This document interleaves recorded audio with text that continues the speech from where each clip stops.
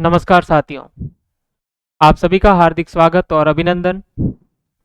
आज की इस कक्षा में हम पढ़ेंगे अलंकार। हमेशा की तरह सबसे पहले हम अलंकार से संबंधित थ्योरी पढ़ेंगे और उसके बाद में आरपीएससी द्वारा पूछे गए 2016 से लेकर 2026 तक जितने भी प्रश्न आरपीएससी ने पूछे उन सभी प्रश्नों का समावेश आज की इस कक्षा में किया गया है। हमेशा प्रश्न कम होते हैं, लेकिन आज की इस कक्षा में कम से कम 40 से 45 प्रश्नों का समावेश किया गया है तो आरपीएससी ने विभिन्न भर्ती परीक्षाओं के अंदर पूछे। तो सबसे पहले हम पढ़ेंगे शानदार थ्योरी और उसके बाद में सारे पीवाईक्यू। और इतना मैं दावे के साथ कह सकता हूं कि इस कक्षा से बाहर आपका प्रश्न नहीं जाएगा और एकदम सरल तरीके से समझाने का प्रयास करूंगा। और मुझे आशा ही नहीं, पूर्ण उम्मीद है ये टॉपिक आपको बहुत अच्छे से समझ में आएगा। चलिए चलते हैं सीधे आज की कक्षा की तरफ। ये अपनी बुक है वरिष्ठ अध्यापक हिंदी की 15 प्रैक्टिस सेट है। इसके अंदर सबसे पहले प्रश्न दिए गए हैं और उसके बाद में प्रश्नों का डिटेल व्याख्यात्मक हल, यानी कि संपूर्ण टॉपिक को पहले प्रश्न और उसके बाद में व्याख्या के माध्यम से हल करवाया गया है। तो ये बुक आप तैयारी कर लो, ऑनलाइन ऐप से भी ले सकते हो या फिर आप अपने नजदीकी बुक स्टोर से भी खरीद सकते हो। इस बुक की अगर डेमो पीडीएफ देखना चाहते हो तो हमारा टेलीग्राम चैनल है जेसी सर आरएस, वहां जाके आप इस बुक की डेमो पीडीएफ देख सकते हो। जितनी भी क्लासें हमारी आज से पहले हुई है, चाहे सब शक्ति की क्लास हो, चाहे काव्य गुण की क्लास हो, चाहे आपके काव्य दोष की क्लास हो, इससे संबंधित सारी पीडीएफ आपको जेसी सर आरएस के टेलीग्राम चैनल पर मिलेगी। या तो इस नाम से आप सर्च कर लेना या फिर सर्च करना Hindi by JC sir RS, वहां पर आपको इन सब की पीडीएफ आपको मिल जाएगी। ये सारा कंटेंट एक नोट्स के रूप में पूरा तैयार किया गया है। चलिए चलते हैं, आज का हमारा टॉपिक अलंकार। सबसे पहले हम अलंकार की भूमिका पढ़ेंगे, क्या है अलंकार क्या नहीं है, पढ़ना बहुत जरूरी है। अलंकार शब्द का अर्थ है आभूषण। अर्थ क्या है? आभूषण। और आभूषण का अर्थ है भूषित करने वाला या फिर शोभा बढ़ाने वाले तत्व। क्या कहलाते हैं? अलंकार कहलाते हैं। सामान्य बोलचाल की भाषा में आभूषण को गहने भी कहा जाता है। आभूषण या गहने पहनने से तन की शोभा में वृद्धि होती, यानी कि शरीर की शोभा के अंदर वृद्धि होती। किससे? आभूषण या गहना पहनने से। तो उसी प्रकार अलंकार या आभूषण शोभा कारक उपादान ही कहलाएंगे।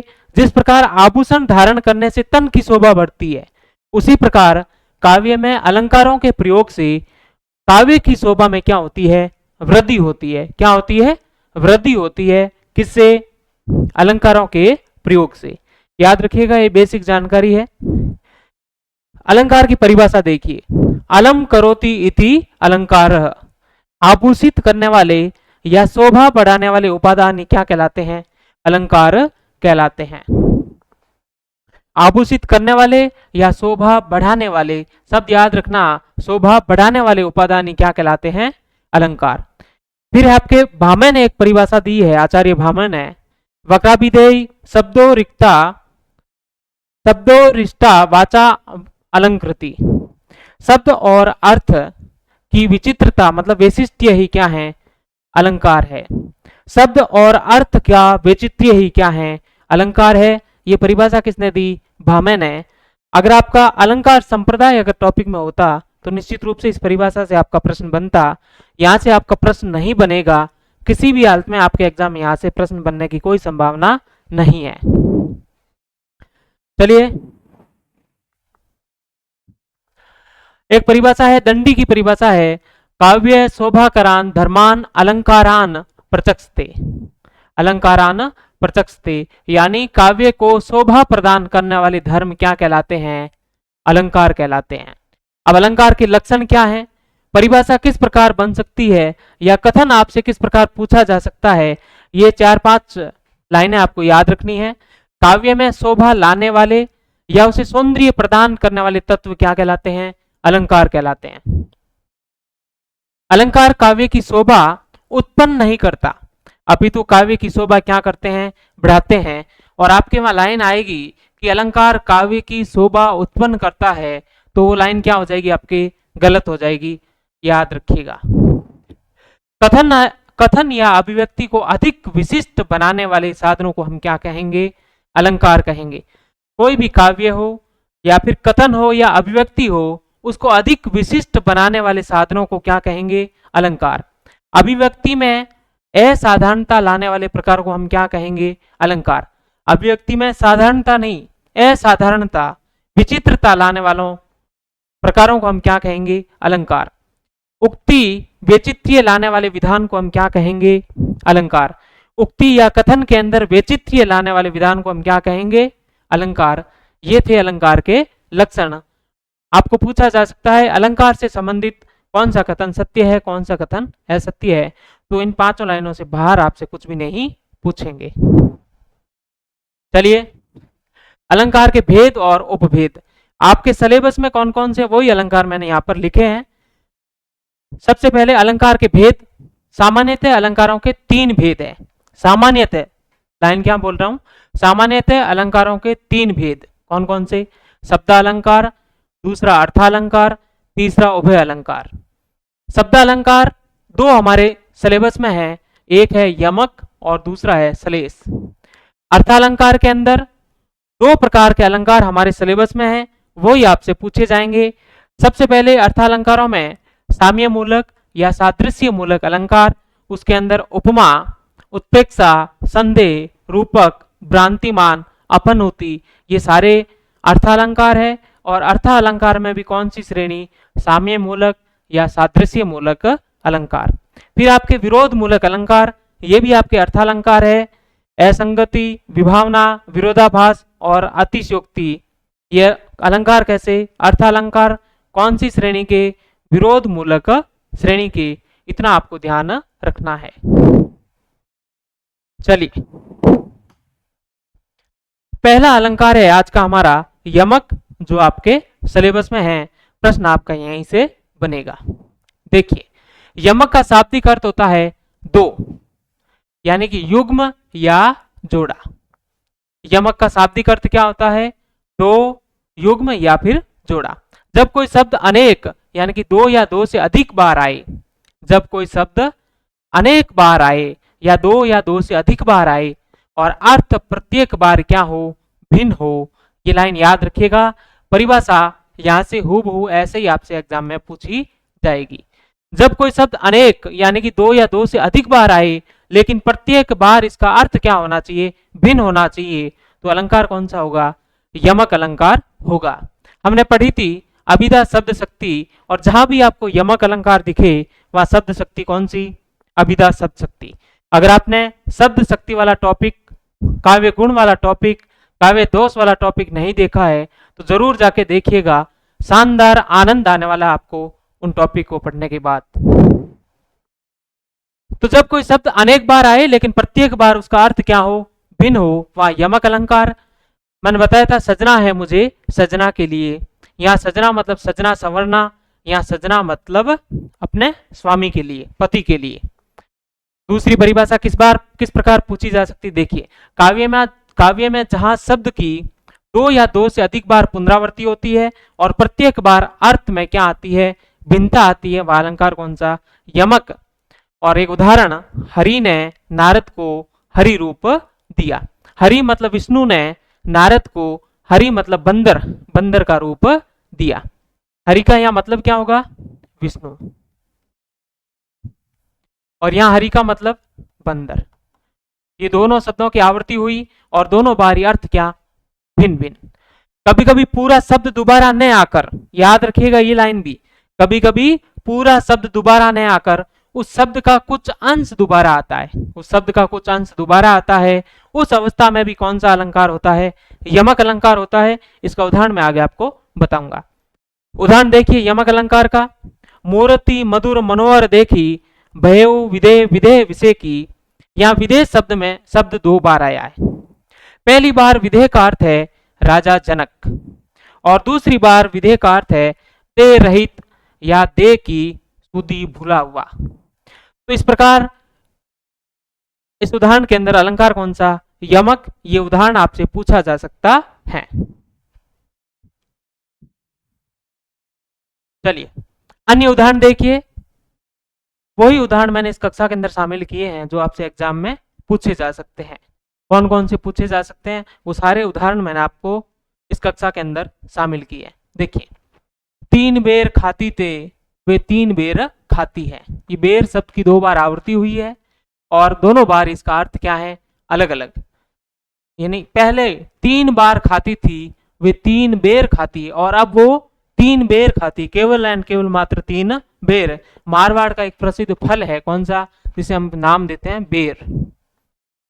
तो यहाँ अलंकार कौन सा, यमक।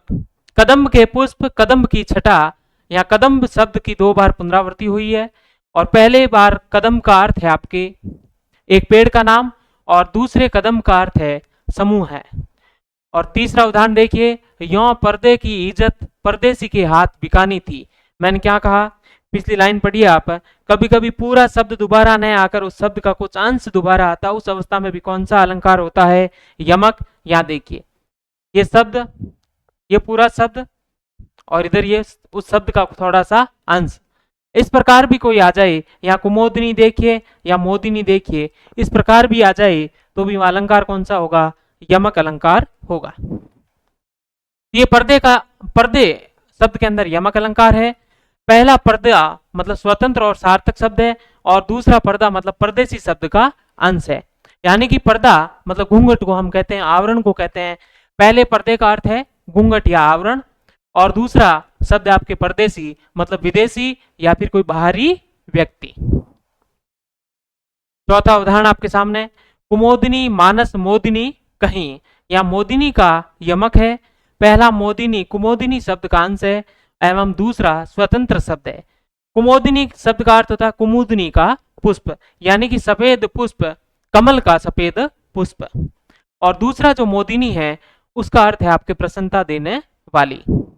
फिर अगला प्रचलित उदाहरण है बहुत, कनक कनक ते 100 गुनी मादकता दिखाई, वाह खाए बोराई जग या पाए बोराई। पहला जो यहाँ कनक है, कनक कनक शब्द का अर्थ कर्म से क्या है, धतूरा। पहला जो कनक है इसका अर्थ क्या होता है, धतूरा। और जो दूसरा कनक है इसका अर्थ है आपके स्वर्ण या सोना। धतूरा एक पौधा होता है, कैसा पौधा, नशीला मादक पौधा होता है या फल बोल सकते हो आप। तो कनक कनक ते 100 गुनी मादकता अधिकाय। तो वह खाए मतलब पहले कनक, मतलब अगर कोई धतूरा खाए तो धतूरा खाने के बाद में आदमी बोराई जाता, मतलब पागल हो जाता है, पगला जाता है। और या फिर कोई आदमी अगर सोने को स्वर्ण को प्राप्त कर लेता है तो भी वो क्या हो जाता है, घमंड के अंदर क्या हो जाता है, पागल हो जाता है। ये कनक कनक शब्द के आपके अर्थ अलंकार यमक। बसन देऊ ब्रज में हमें बसन देऊ ब्रज राज। पहले बसन का अर्थ है आपके वस्त्र, वस्त्र देहू।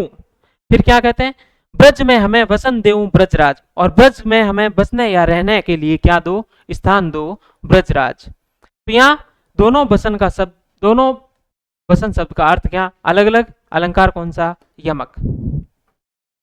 बहुत प्रचलित उदाहरण, सारंग ले सारंग चली सारंग पुगो आए, सारंग ले सारंग धरियो सारंग सारंग माए। यहां आपसे जैसे अगर इस लाइन का अर्थ पूछेंगे तो किसी भी सारंग शब्द के नीचे, इस सारंग शब्द के नीचे अंडरलाइन देके पूछेंगे इसका अर्थ क्या है, तो आपको इसको अर्थ कौन सा करना है, पहला दूसरा तीसरा चौथा, चौथे का अर्थ क्या है, वस्त्र। अब देखिए पहले सारंग का आपके अर्थ है घड़ा, दूसरे सारंग का अर्थ है सुंदरी, मतलब सारंग घड़े को लेकर सुंदरी चली। सारंग पुगो आए, तीसरे सारंग का अर्थ है मेघ या वर्षा। जैसे ही सुंदरी चली तो वहां पर पहुंचते ही क्या आ गई, बारिश आ गई, वर्षा आ गई। फिर है सारंग ले सारंग धरियो, मतलब वस्त्र लेकर इस सारंग मतलब घड़े को धरा, उठाया, तो सारंग सारंग माए, जब वो सुंदरी है वो सरोवर के अंदर चली गई। तो इस प्रकार ये जो सारंग शब्द की एक नहीं अनेक बार आवृत्ति हुई है और इसका अनेक बार अर्थ क्या है, अलग अलग है। इस प्रकार अलंकार कौन सा आपके, यमक। तौपे वारो उर्वशी सुनी राधिके सुजान, तो मोहन के उर्वशी वे उर्वशी समान। बहुत इंपॉर्टेंट उदाहरण, उर्वशी, पहला जो उर्वशी है उसका अर्थ है उर्वशी नाम की अप्सरा, और जो दूसरा उर्वशी है वो उसका अर्थ है हृदय में बसी हुई, और तीसरा जो उर्वशी है वक्ष स्थल का आभूषण, यानी कि आभूषण विशेष। इन तीनों उर्वशी का अर्थ क्या अलग अलग। इस प्रकार अलंकार आपके यमक। फिर है काली घटा का घमंड घटा। काली घटा मतलब बादलों का समूह है, और घटा मतलब कम हुआ। यह था आपके यमक अलंकार। अब है आपका श्लेष अलंकार। श्लेष का शाब्दिक अर्थ होता है चिपकना या चिपका हुआ। शाब्दिक अर्थ क्या होता है? चिपकना या चिपका हुआ, तो या फिर मिलना या संयोग। कैसे? एक ही शब्द के अंदर अनेक अर्थ आपके चिपके हुए रहते हैं या शामिल रहते हैं या संश्लिष्ट रहते हैं, अर्थ का संयोग रहता है एक ही शब्द के अंदर। आप देखिए, जब वाक्य में एक से अधिक अर्थ वाले शब्द या शब्दों का प्रयोग किया जाए और इस प्रकार एक से अधिक अर्थों का क्या हो, बोध हो, तो वहां अलंकार कौन सा? श्लेष। देखिए, जहां कोई शब्द एक ही बार आए, कोई शब्द एक ही बार आए, आकर दो या दो से अधिक अर्थों का क्या करवाए? बोध, तो वहां अलंकार कौन सा? श्लेष। ध्यान रखिएगा, श्लेष और यमक के अंदर परिभाषा देकर आपसे प्रश्न पूछा जा सकता है कि यह परिभाषा किसकी है। तो अच्छे से याद रखा, जहां कोई शब्द एक बार आए लेकिन उस शब्द के अर्थ अनेक हो, शब्द की आवृत्ति केवल एक बार लेकिन अर्थ अनेक, तो वहां अलंकार श्लेष। वहां शब्द की आवृत्ति एक या एक से अधिक बार लेकिन अर्थ अलग अलग, वह अलंकार यमक। उदाहरण देखिए, बलिहारी नृपकूप की गुण बिन बूंद न है देई। बहुत महत्वपूर्ण उदाहरण है, इसको याद रखिएगा। ये जो गुण शब्द है, अर्थ राजा और कूप गुण बिना कुछ भी नहीं हो सकते। इसका अर्थ देखिए, राजा और कूप दोनों ही गुण के बिना कुछ भी नहीं देते। यहाँ गुण के क्या है? दो अर्थ है। क्या क्या? एक तो राजा के साथ लगता है और दूसरा कूप के साथ लगता है। राजा के साथ इसका अर्थ है सद्गुण और कूप के साथ इसका अर्थ क्या है? रस्सी। कूप मतलब कुआं। तो याद रखिएगा, इस गुण शब्द के दो अर्थ, एक तो राजा के गुण, राजा के सद्गुण, अच्छे अच्छे गुण, और दूसरा कुएं में से पानी निकालने वाली रस्सी के संदर्भ में इस गुण का अर्थ है। तो याद रखिएगा इन दोनों को। बहुत इंपॉर्टेंट उदाहरण है ये वाला। फिर अन्य उदाहरण में देखिए, पानी गए ने उबरे मोती मानस चून। अर्थ पानी के खत्म हो जाने से, पानी के खत्म हो जाने से मोती, मनुष्य और आटा किसी काम के नहीं रहते। यहाँ पानी जो शब्द है, ये क्या है? इस पानी शब्द के अंदर कौन सा श्लेष अलंकार है? देखिएगा, तो यहाँ पानी के तीन अर्थ है। अगर पानी का मोती के साथ अगर प्रयोग करोगे तो इसका अर्थ क्या हो जाएगा? पानी का चमक या कांति। जब मोती की चमक या कांति चली जाती तब मोती का कोई महत्व नहीं रहता है। ऐसे ही मनुष्य के साथ इज्जत या प्रतिष्ठा। अगर मनुष्य के संदर्भ में हम पानी का अर्थ देखेंगे तो अर्थ क्या होगा? इज्जत या प्रतिष्ठा। जब मनुष्य की इज्जत या प्रतिष्ठा धूमिल हो जाए तो मनुष्य का कोई महत्व नहीं रहता। और फिर तीसरा है आपके चून, मतलब आटे के साथ। अगर आटे के साथ जल का प्रयोग नहीं है तो फिर उस आटे का जल के बिना कोई महत्व नहीं है। इस प्रकार पानी के अर्थ कितने? तीन। चमक या कांति, इज्जत या प्रतिष्ठा, और तीसरा आपके जल। एक और उदाहरण है आपके, जहां गांठ तहां रस नहीं, यह जानत सब कोई। ये थोड़ा नीचे आपको दिखाई कम दे रहा होगा। जहां गांठ वहां तहां रस नहीं, मतलब जहां पर, ये किसके संदर्भ में है? ये होता है ईख, इक्षुदंड होता है आपके गन्ने का जो डंडा होता है, और गन्ने के डंडे के अंदर जहां पर गांठ होती है वहां किसी प्रकार का कोई रस नहीं होता। उसी प्रकार निजी संबंधों के अंदर हमारे किसी व्यक्ति से कोई गांठ हो या कोई मनमुटाव होता है तब वहां कोई आनंद या प्रेम नहीं रहता। तो इस प्रकार इस गांठ और रस दोनों में कौन सा अलंकार है? श्लेष अलंकार है। गांठ का अर्थ एक तो गांठ है और दूसरा क्या है? किसी व्यक्ति से मनमुटाव, किसी व्यक्ति से मनमुटाव, और दूसरा है रस। एक तो रस का अर्थ रस है ही, और दूसरे रस का अर्थ क्या है? प्रेम या आनंद। याद रखिएगा, इसमें भी अलंकार कौन सा? आपके श्लेष। एग्जाम्पल पूछा जा सकता है। ये तो बहुत बार पूछा गया एग्जाम में, कम से कम आरपीएससी ने इसी प्रश्न को 3 से 4 बार पूछा है अलग अलग एग्जाम के अंदर। सुब्रन को ढूंढत फिरे कवि, कामी और चोर। सुब्रन, सुब्रन शब्द के अंदर कौन सा श्लेष अलंकार है? अर्थ आपको पता हो या नहीं हो, अगर आप उदाहरण याद कर लोगे कि सुब्रन दिख गया सलेस कर देना। तो सुब्रन के यहाँ तीन अर्थ है। पहला है सुंदर अक्षर। सुंदर अक्षरों को कौन ढूंढता है? कवि ढूंढता है। कौन खोजता है? कवि। दूसरा है सुंदर रूप। सुंदर रूप के पीछे कौन भागता है? कोई कामुक व्यक्ति होता है, कोई कामी व्यक्ति होता है, या फिर कोई व्यभिचार करने वाला व्यक्ति होता है, वो सुंदर रूप की स्त्री के पीछे भागता है। और तीसरा सुब्रन का अर्थ होता है सोना, और सोने के पीछे कौन भागता है? चोर भागता है। कौन भागता है? चोर। ये सुब्रन के तीन अर्थ। फिर अगला आपके नर की अरु नल नीर की, नर की अरु नल नीर की गति एक एक करी जोई, जे तो नीचो है वह चले, जे तो नीचो वह चले, ते तो ऊंचो होई। यहाँ पर नीचो और ऊंचो दोनों शब्दों के अंदर अलंकार कौन सा? आपके सलेस। अलंकार कौन सा? सलेस। याद रखिएगा।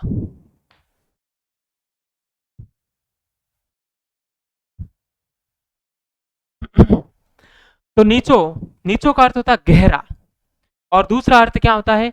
नम्र या विनयशील। नम्र या विनयशील। फिर है ऊंचो।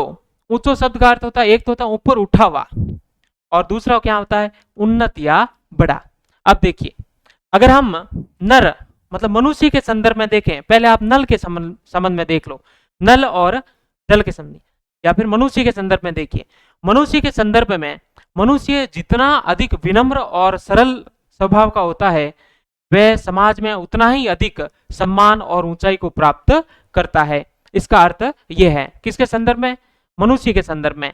और नल और नीर मतलब नल और जल के संदर्भ में इसका अर्थ है आपके नल का जो पानी होता है, नल का जो पानी होता है वो जितना नीचे, जितना गहराई से आता है, उसका बहाव उतना ही ऊंचा जाता है। इसके ये दो अर्थ है। इस प्रकार नीचो और ऊंचो दोनों शब्दों के दो दो अर्थ, और यहाँ अलंकार कौन सा? आपके सलेस। फिर अगला एग्जाम्पल, मेरी भव बाधा हरो राधा नागरी सोई, जहां तन की झाई परे श्यामू हरित दूती होई। देखिए, झाई का अर्थ क्या है? परछाई। एक झाई का अर्थ क्या? परछाई। दूसरा झाई का अर्थ क्या? झलक। तीसरा झाई का अर्थ क्या? आपके ध्यान। फिर श्यामू, पहले एक पहला श्यामू का अर्थ है आपके श्याम या कृष्ण, दूसरा सांवला रंग, तीसरा पाप, और उसके बाद में आपके हरित दूती। हरित दूती, हरित दूती का एक अर्थ है हरे भरे प्रश्न, एक है हरे रंग की चमक, और एक है आपके कांतिहीन या सीर्ण। इस प्रकार झाई, श्यामू और हरित दूती के अंदर अलंकार कौन सा? आपके सलेस। आपको बस एग्जाम्पल याद रखने हैं, अर्थ पता चले या नहीं चले इसका कोई मतलब नहीं है, मैंने बस समझाने के लिए आपको अर्थ यहाँ पर लिख दिए। फिर आपके अगला एग्जाम्पल, अजो तरियोना ही रहियो श्रुति सेवत इक रंग, नाक बास बेसरी लहियो बसी मुकुतनु के संग। यहाँ पर जो तरियोना शब्द है और श्रुति शब्द है, इसके अंदर अलंकार कौन सा? सलेस। क्योंकि यहाँ जो शब्द है इनके दो शब्द और दोनों के दो दो अलग अलग अर्थ है। तरियोना एक होता है कान का आभूषण होता है तरियोना। अगर इस तरियोना के शब्द का विच्छेद करोगे, तरियो प्लस ना मतलब जिसका उद्धार नहीं हुआ, तरियो प्लस ना जिसका उद्धार नहीं हुआ। और एक आपके श्रुति, श्रुति कहते हैं कान को, और दूसरा होता है श्रुति का अर्थ क्या होता है? वेद। तो इस प्रकार तरियोना शब्द में और इस श्रुति शब्द के अंदर कौन सा अलंकार है? सलेस अलंकार है। याद रखिएगा। अगला एग्जाम्पल देखिए, चिर जीवो जोरी जुरे क्यों न संदेह गंभीर, को घटी ये वृष भानुजा वे हलदर के वीर। ये एग्जाम्पल हमने अभिधा शब्द शक्ति के अंदर पढ़ा था। वृष भानुजा शब्द में और हलदर के वीर शब्द के अंदर सलेस अलंकार है। कौन सा अलंकार? सलेस अलंकार। वृष भानु प्लस जा, वृष भानु की पुत्री अर्थात राधा। एक अर्थ तो ये हुआ। दूसरा वृष भानुजा का अर्थ है वृषभ प्लस अनुजा, मतलब बैल की छोटी बहन अर्थात कौन? गाय। ये वृष भानुजा के दो अर्थ। और हलदर के वीर के दो अर्थ देखिए, एक तो है किसान का वीर अर्थात बैल, एक है हलदर के वीर मतलब बलराम के भाई अर्थात कौन? श्री कृष्ण। इस प्रकार इन दोनों शब्दों के क्या? दो दो अर्थ।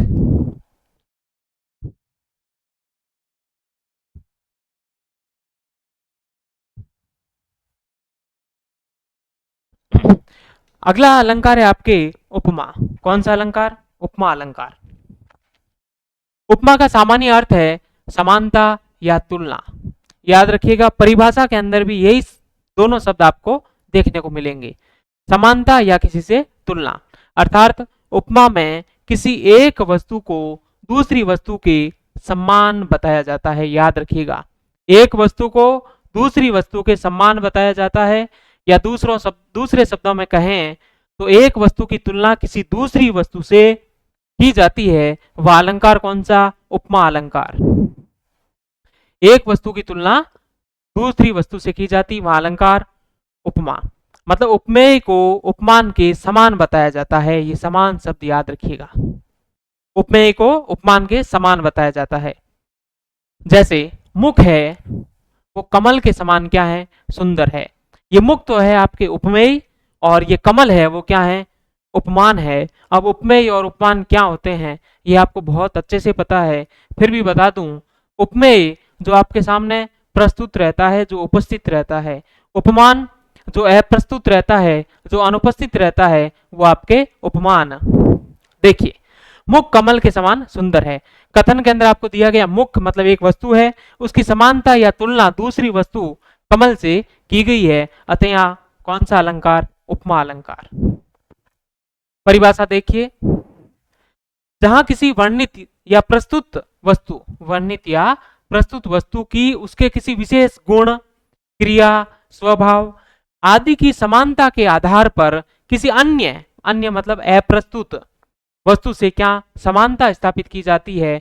अर्थात इसमें सादृश्य या गुण साम्य के आधार पर उपमेय और उपमान में समता यानी कि समानता स्थापित की जाती है। वह अलंकार कौन सा? उपमा। आपको शब्द पकड़ना है, समानता या तुलना। अगली देखिए, दोनों वस्तुओं में कोई साधारण धर्म अर्थात ऐसा गुण होता है जो दोनों में पाया जाता है। ऐसा कोई साधारण धर्म होता है या ऐसा कोई गुण होता है जो उपमेय और उपमान दोनों के अंदर पाया जाता है, और उस साधारण धर्म के कारण दोनों में क्या बताई जाती है? समानता। उस साधारण धर्म के कारण दोनों में क्या बताई जाती है? समानता। उपमा को अर्थालंकारों का मूल आधार समझना चाहिए, और उपमा अलंकार है वो अर्थालंकारों की क्या है? जननी है। याद रखना।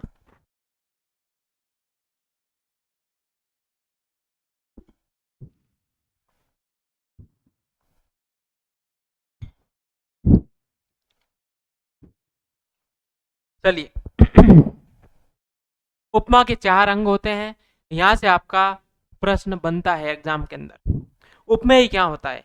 जो वर्णन का विषय हो, अर्थात जिसको जिसको किसी अन्य के समान बताया जाए, या जिसकी समानता किसी अन्य के साथ बताई जाए, तो वहां, और इसे हम क्या कहते हैं? प्रस्तुत भी कहते हैं, और इसे हम अल्प गुणशाली भी कहते हैं। यानी कि परिभाषा आपको याद रखनी है। पहली बात तो ये वर्णन का विषय होता है, और जिसको किसी अन्य के समान बताया जाए, अर्थात जिसकी समानता किसी अन्य के साथ बताई जाए, वहां उपमेय होता है। इसको हम प्रस्तुत भी कहते हैं, और ये जो उपमेय होता है वो उपमान से कम गुणशाली होता है, उपमान से अल्प गुणशाली होता है। इस प्रकार की लाइनें आपसे पूछी जा सकती है। यह परिभाषा बहुत इंपॉर्टेंट है। जिस वस्तु का साम्य अन्य वस्तु के साथ स्थापित किया जाता है उसे हम क्या कहेंगे? उपमेय कहेंगे। और उपमेय प्रस्तुत होता है और अल्प गुणशाली होता है। दूसरा आपके उपमान। कोई प्रसिद्ध वस्तु जिसके समान उपमेय को बताया जाए, इसे अप्रस्तुत भी कहते हैं। कोई प्रसिद्ध वस्तु है जिसके समान उपमेय को बताया जाता है, उपमेय को उसके समान बताया जाता है। जैसे कोई चांद है, जैसे कोई कमल है, उसको उसके समान उपमेय को बताया जाता है, और इसे हम क्या कहते हैं? अप्रस्तुत भी कहते हैं। उपमान को उत्कृष्ट गुणशाली माना जाता है। उपमेय अल्प गुणशाली होता है और उपमान उत्कृष्ट गुणशाली होता है। अब तीसरा आपके वाचक शब्द। इसे हम कहेंगे औपमेय सूचक शब्दों को ही हम क्या कहते हैं? वाचक शब्द कहते हैं। मतलब जो उपमा सूचक शब्द होते हैं, उपमा सूचक शब्द होते हैं, उसे ही हम क्या कहते हैं? वाचक शब्द।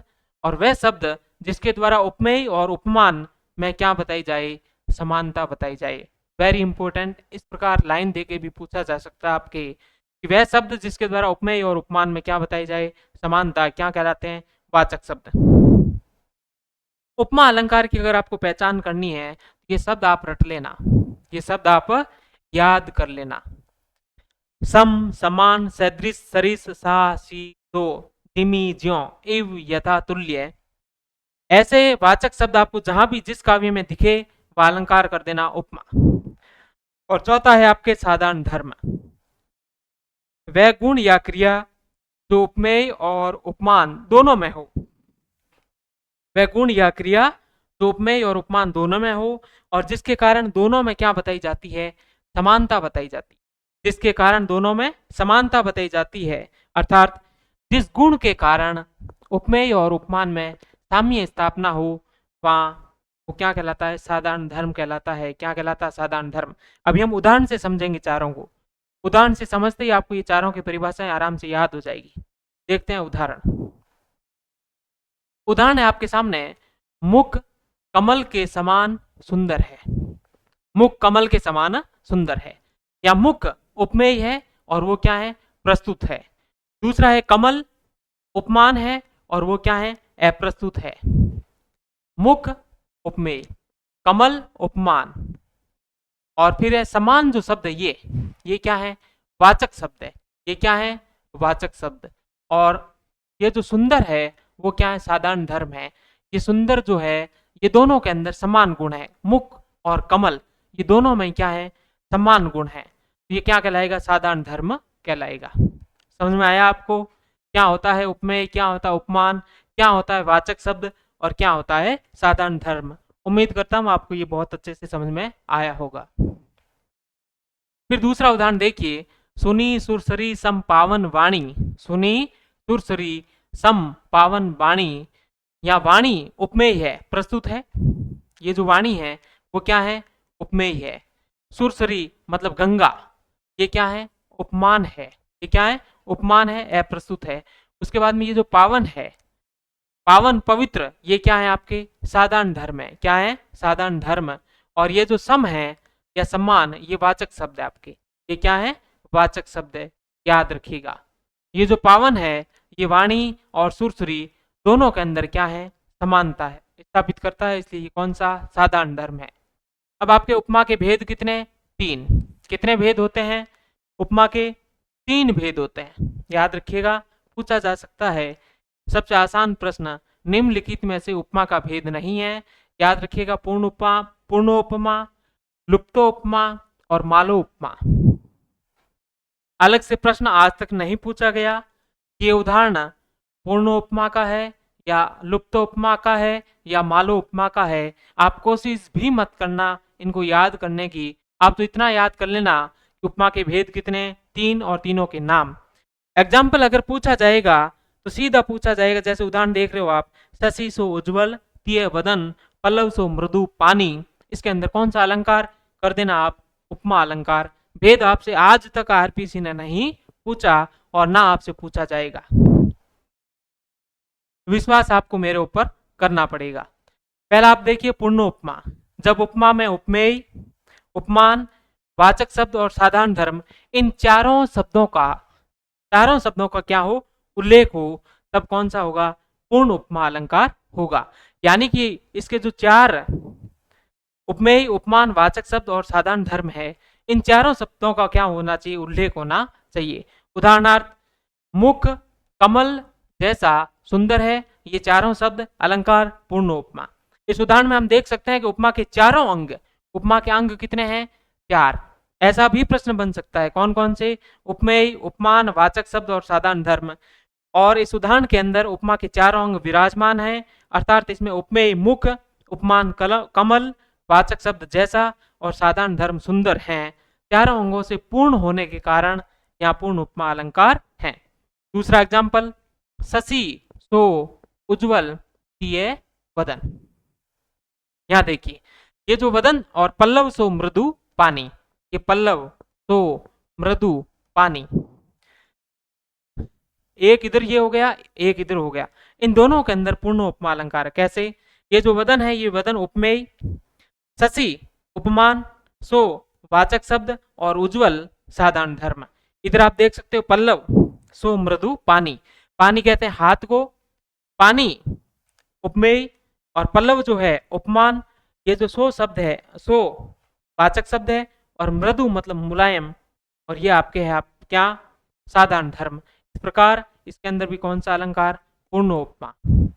फिर दूसरा आपके लुप्तोपमा, जब उपमा में उपमेय, उपमान, वाचक शब्द और साधारण धर्म इन चारों में से कोई एक या दो या तीन लुप्त हो, उनका शब्द द्वारा उल्लेख न किया गया, वहां लुप्तोपमा अलंकार। या मुख कमल जैसा है, तो अब लुप्त क्या है, साधारण धर्म इसके अंदर लुप्त है। यहाँ नहीं कहा कि मुख कमल जैसा सुंदर है, और सुंदर क्या होता है, साधारण धर्म होता है। यहाँ साधारण धर्म सुंदर का शब्द द्वारा उल्लेख नहीं किया गया, अतः साधारण धर्म नामक एक अंग लुप्त होने के कारण यह अलंकार कौन सा, लुप्तोपमा। ये बस आपको समझाने के लिए, सिर्फ समझाने के लिए। फिर आपके मालोपमा, जब उपमा में एक उपमेय के अनेक उपमान वर्णित हो, उपमेय तो सिर्फ एक, लेकिन एक से अधिक क्या हो, उपमेय उपमान वर्णित हो। जब एक ही उपमेय पर एक से अधिक उपमान प्रस्तुत किए जाते हैं, अर्थात जहां उपमानों की माला या कतार बन जाती है, इसे क्या कहा जाता है, मालोपमा। याद रखिएगा। उदाहरणार्थ आप देख सकते हो, मुख चंद्र और कमल के समान है। या मुख क्या है, उपमेय, चंद्र और कमल ये दोनों क्या है, उपमान है। अर्थात देखिए, या मुख उपमेय के चंद्र और कमल ये दोनों उपमान कहे गए हैं। इधर देखिए, कान है जिमी कंस पर, तेज तम अंश पर, तिमी अरि वंश पर, शेर शिव राज है। यहाँ पर एक उपमेय है, और इस एक उपमेय के ऊपर बहुत सारे उपमानों की क्या पिरोई गई है, माला। तो अलंकार कौन सा है, मालो उपमा। इस वाक्य के अंदर आप देख सकते हो, उपमेय है शिवराज, कौन, शिवाजी। कौन है, शिवाजी उपमेय, और यहां पर ये कान है, ये तेज कान है, और इधर आपके ये तेज, और इधर ये शेर, ये जो शेर शब्द आप देख पा रहे हो, ये तीन क्या है, उपमेय है, उपमान है, सॉरी क्या है, उपमान। तो यहां पर शिवराज तो क्या है, उपमेय, और ये तीन क्या है, उपमान है। क्या है, उपमान। मतलब कान है जिमी कंस पर, जिस प्रकार भगवान कृष्ण कंस पर क्या है, भारी है, तेजतम अंश पर, जिस प्रकार सूर्य का प्रकाश अंधकार पर भारी पड़ता है, और तिमी अरि वंश पर, उसी प्रकार शत्रुओं, मतलब अरि का अर्थ क्या होता है, शत्रु, शत्रु कौन, मलेच्छ, मतलब शत्रुओं या मलेच्छों के वंश पर छत्रपति शिवाजी, ये जो शिवाजी है वो क्या है, शेर है। क्या है, शेर है। इस प्रकार शिवाजी उपमेय पर ये उपमानों की माला, कृष्णा तेज मतलब प्रकाश, सूर्य का प्रकाश, और इधर शेर सिंह। फिर आप देख सकते हो, नील सरोवर नील मणि, नील नीरधर श्याम। ये जो श्याम है, ये जो श्याम है, ये क्या है, एक उपमेय है, और इस प्रकार इसके ऊपर उपमानों की माला देखिए।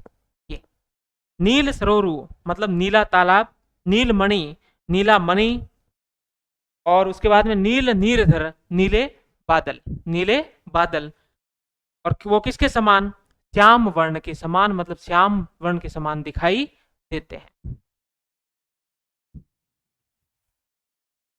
आगे देखिए, ये था आपके कौन सा अलंकार, उपमा अलंकार, और अब है आपके रूपक अलंकार। कौन सा है, रूपक अलंकार।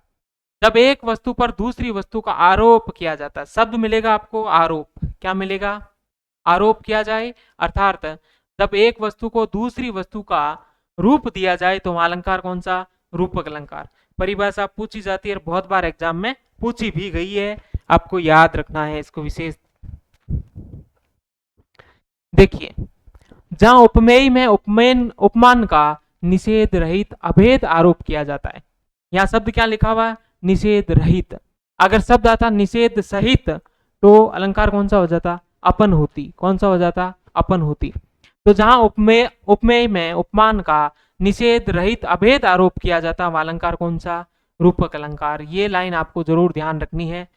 उदाहरण देखिए, मुख क्या है? कमल है, मतलब मुख कमल ही है। इस उदाहरण के अंदर देखिए, मुख पर कमल का आरोप किया गया है, अर्थात मुख को कमल का रूप दिया गया है, या यूं कहिए कि मुख को कमल बना दिया गया है। एक और उदाहरण देखिए, चरण सरोज पखारन लागा। यहाँ चरण मतलब चरणों उपमेय, सरोज उपमान मतलब कमल का आरोप होने से अलंकार कौन सा? रूपक अलंकार, कमल रूपी चरण। रूपक के 3 भेद होते हैं, सांग रूपक, निरंग रूपक और एक परम्परित रूपक। ये भेद आपसे पूछे जा सकते हैं। ऐसे उदाहरण आपसे नहीं पूछा जाएगा इसके अंदर कौन सा रूपक है कौन सा नहीं। सबसे पहले सांग रूपक, जहां अंगों या अवयवों सहित उपमेय में उपमान का क्या किया जाए? आरोप किया जाए। सांग रूपक मतलब जहां अंगों या अवयवों के साथ उपमेय में उपमान का आरोप किया जाए। उदाहरण देखिए, ऊधो मेरा हृदय तल था, एक उद्यान न्यारा, शोभा देती अमित उसमें, कल्पना क्यारियां थी, न्यारे न्यारे कुसुम कितने भाव के थे अनेकों, उत्साहों की विपुल विटपी, मुग्धकारी महा थी। यहाँ यशोदा के हृदय मतलब उपमान, सॉरी उपमेय को उद्यान उपमान के रूप में कथित किया गया है। साथ ही विशेष बात यह है कि हृदय तल को उद्यान का रूपक बनाते समय कवि ने हृदय के उपमेय पक्ष पर उद्यान के उपमान पक्ष के अनेक अंगों का आरोप कर दिया। और दोनों पक्षों का विवरण देखिए, ये अनेक उपमेय और ये उपमान का अभेद आरोप कर दिया गया। उपमेय पक्ष देखिए हृदय, और ये उपमान कौन सा? उद्यान। यहाँ कल्पना है उपमेय और इधर क्यारियां हैं, क्या है? उपमान। ये देखिए रूपक अलंकार है। इधर भाव उपमेय और उधर कुसुम क्या है? उपमान। इधर उत्साह, ये जो उत्साह जो शब्द है ये उपमेय है, और इधर विटपी मतलब वृक्ष, ये क्या है? उपमान है। तो इस प्रकार ये सारे अंगों सहित ये सभी अंग यहाँ पर विद्यमान है। अलंकार कौन सा? सांग रूपक। आपको अलग से याद करने की जरूरत नहीं है, आप तो याद रख लेना कि ये उदाहरण किसका है? रूपक अलंकार का उदाहरण है। इस प्रकार आप याद रखना। उदित उदयगिरी मंच पर बहुत प्रसिद्ध उदाहरण है, सबको पता है। उदित उदयगिरी मंच पर रघुवर बाल पतंग, उदयगिरी मंच रघुवर बाल पतंग, भिक्षे संत सरोज, हर्षे लोचन भृंग। इन सब में कौन सा अलंकार है? रूपक अलंकार। जनक सभा में रखे गए धनुष का वर्णन है इसके अंदर, जिसे तोड़ने के लिए श्री राम मंच पर चढ़ गए हैं, और तुलसीदास ने उसी दृश्य को सांग रूपक के द्वारा निरूपित किया गया है। उपमेय कौन कौन से? इधर देखिए, मंच, रघुवर, संत, और उसके बाद में लोचन मतलब नेत्र। और उपमान कौन कौन से? उदयांचल, ये रहा उदयांचल मतलब पर्वत विशेष। फिर आपके बाल पतंग, ये बाल पतंग मतलब सूर्य के समान, सरोज मतलब कमल, और भृंग मतलब भ्रमर। ये क्या है? उपमान है सारे।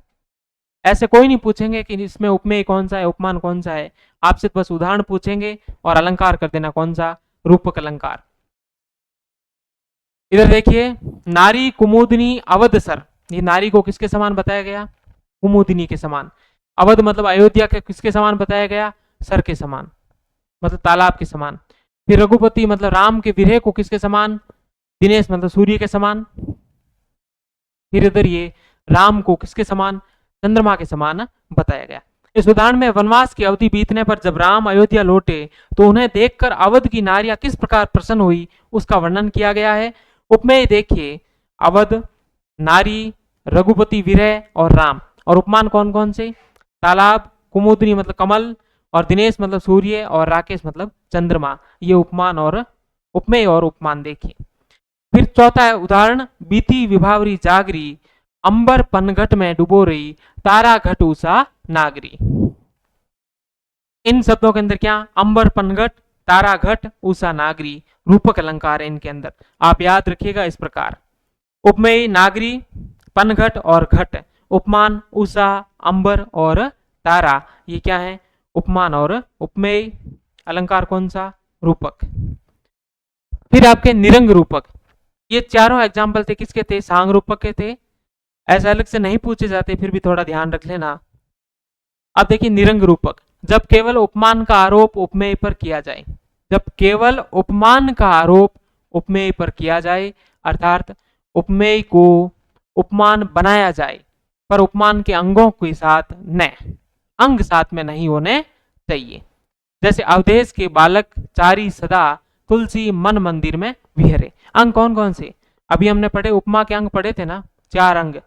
तो ये निरंग रूपक के अंदर मतलब ये चारों अंग नहीं होने चाहिए और उसके अंदर ये चारों अंग विद्यमान थे। अब देखिए, अवधेश के बालक चारी सदा तुलसी मन मंदिर, मतलब मन रूपी मंदिर में बिहरे। इस उदाहरण में मन उपमेय पर मंदिर उपमान का आरोप किया गया है, जो क्या है? अंग रहित है। फिर है चरण कमल बंदो हरिराई। चरण कमल बंदो हरिराई, मतलब हरि के चरण कमलों की क्या मैं वंदना करता हूं। मतलब ये कमल रूपी चरण, हरि के कमल रूपी चरणों की मैं क्या करता हूं? वंदना करता हूं। यहाँ भी कौन सा? निरंग रूपक। 2 अंगा उपमेय और उपमान तो आपको दिखाई दे रहा है, लेकिन यहाँ पर ना तो साधारण धर्म है ना वाचक शब्द है। फिर तीसरा देखिए परम्परित रूपक। परम्परित में 2 रूपक होते हैं। एक रूपक का कारण, मतलब ये इसका जो उदाहरण मिलेगा ना आपको, उसके अंदर आपको 2 रूपक देखने को मिलेंगे। परम्परित रूपक के अंदर कितने रूपक? 2। एक रूपक का कारण या आधार दूसरा रूपक होता है, ये ध्यान रखिएगा। मतलब एक रूपक के द्वारा दूसरे रूपक की पुष्टि होती है, वहां अलंकार कौन सा? परम्परित रूपक। आशा मेरे हृदय मरु की मुंज मंदाकिनी है।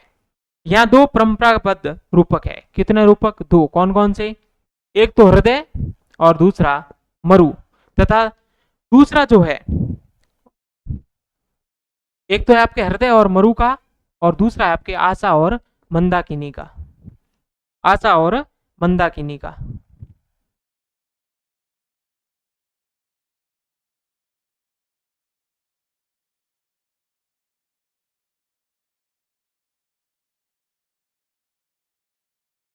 यहाँ 2 परंपराबद्ध रूपक है, एक हृदय और मरु का, और दूसरा आपके आशा और मंदाकिनी का। आशा को मंदाकिनी इसलिए बनाया है कि पहले हृदय को मरु बना चुके हैं। इस प्रकार इस रूपक का कारण एक दूसरा रूपक हृदय और मरु का है, इसलिए वहां कौन सा? परम्परित रूपक। ऐसे कोई नहीं पूछेगा, बस ये समझाने के दृष्टिकोण से मैंने आपको बता दिया। अब आपके अलंकार है उत्प्रेक्षा। कौन सा अलंकार? उत्प्रेक्षा। इसका शाब्दिक अर्थ होता है संभावना, और जहां भी आपको परिभाषा दिखेगी उसके अंदर संभावना शब्द आपको अवश्य देखने को मिलेगा। तो उत्प्रेक्षा का शाब्दिक अर्थ है संभावना या कल्पना का महत्व है। जब एक वस्तु उपमेय में दूसरी वस्तु उपमान की संभावना व्यक्त की जाए, एक वस्तु में दूसरी वस्तु की संभावना व्यक्त की जाए, यानी कि उपमेय में उपमान की संभावना व्यक्त की जाए, अर्थात एक वस्तु को दूसरी वस्तु मान लिया जाए। यह शब्द क्या आएगा उत्प्रेक्षा में? मान लिया गया, मान लिया जाए। उत्प्रेक्षा में उपमेय को उपमान मान लिया जाता है। उपमेय को उपमान मान लिया जाता है, अर्थात उपमेय में उपमान की संभावना या कल्पना व्यक्त की जाती है। उपमेय में उपमान की संभावना या कल्पना व्यक्त की जाती है, वहां अलंकार कौन सा हो जाएगा? उत्प्रेक्षा। परिभाषा आपसे पूछी जाएगी, मुख्य मानव क्या है? चंद्रमा है। यानी कि मुख को क्या मान लिया? चंद्रमा मान लिया गया है। कौन से अलंकार में? उत्प्रेक्षा में। उत्प्रेक्षा के वाचक शब्द देखिए, ये जहां भी आपको जिस काव्य के अंदर ये शब्द आपको दिखाई देंगे वहां अलंकार कौन सा होगा? उत्प्रेक्षा। याद रख लेना, मानो मनो मनु मनहु, जानो जनु जनहु, लगे होंगे इत्यादि। उदाहरण देखिए, नेत्र मानो क्या है? कमल है। नेत्र वास्तव में कमल नहीं है, परंतु मान लिया है, संभावना कर ली गई है कि वे क्या है? कमल है। सोहत ओडे पीत पट, श्याम सलोने गात, मनो नील मणि शैल पर, आतप परियो प्रभात। यह अलंकार तो वस्तुत्प्रेक्षा मतलब उत्प्रेक्षा का भेद है। यहाँ पीताम्बर ओढ़े श्री कृष्ण की कल्पना, ये मनो शब्द जहां जैसे भी आपको दिखे तो अलंकार कौन सा कर देना? उत्प्रेक्षा। यहाँ पर पीताम्बर ओढ़े श्री कृष्ण की कल्पना नील मणि पर्वत पर पड़ने वाले प्रभाव से की गई है।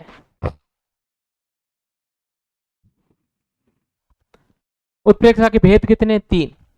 वस्तुत्प्रेक्षा, हेतुत्प्रेक्षा, फलोत्प्रेक्षा। भेद कितने? 3। कौन कौन से? वस्तुत्प्रेक्षा, हेतुत्प्रेक्षा और फलोत्प्रेक्षा।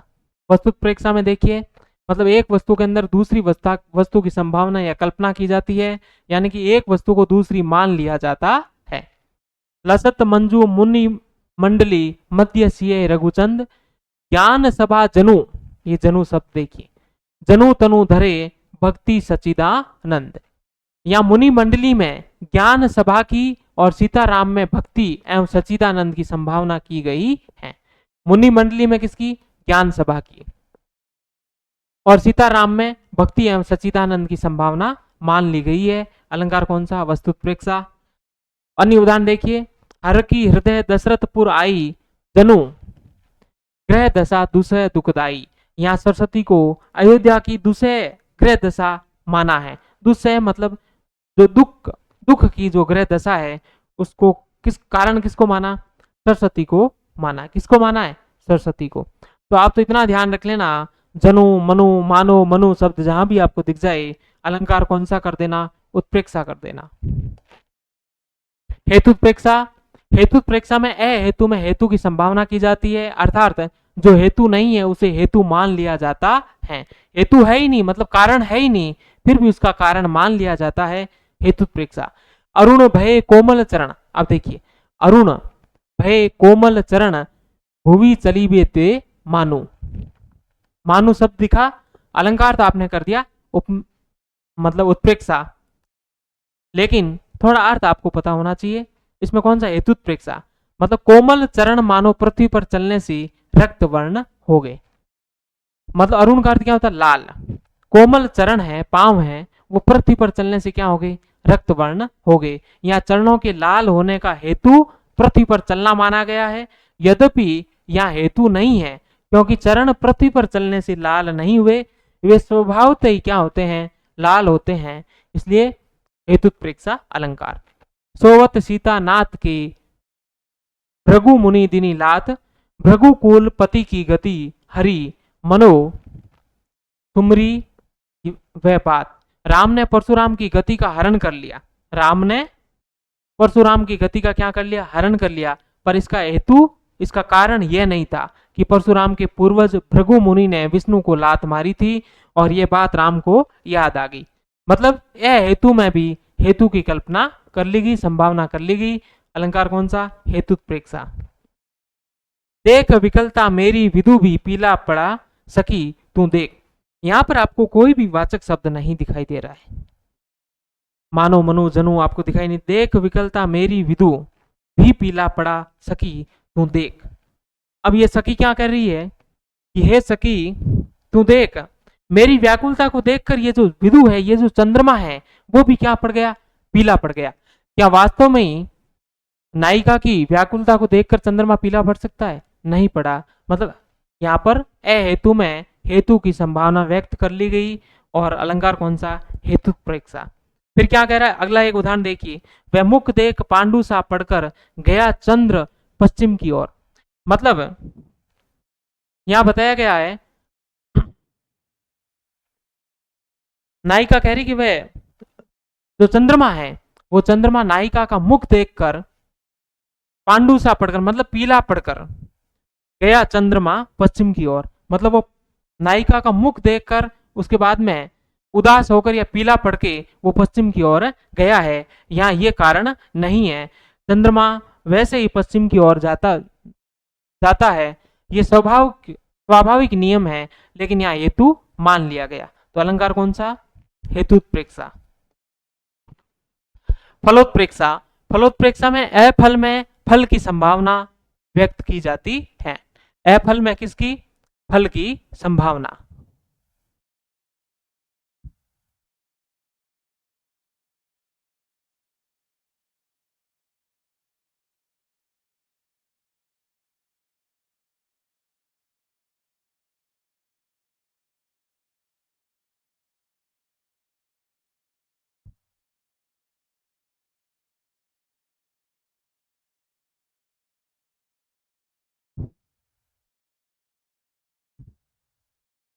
अब देखिए, फलोत्प्रेक्षा में अफल में फल की संभावना की जाती है, अर्थात जो फल नहीं होता उसको भी फल या उद्देश्य मान लिया जाता है।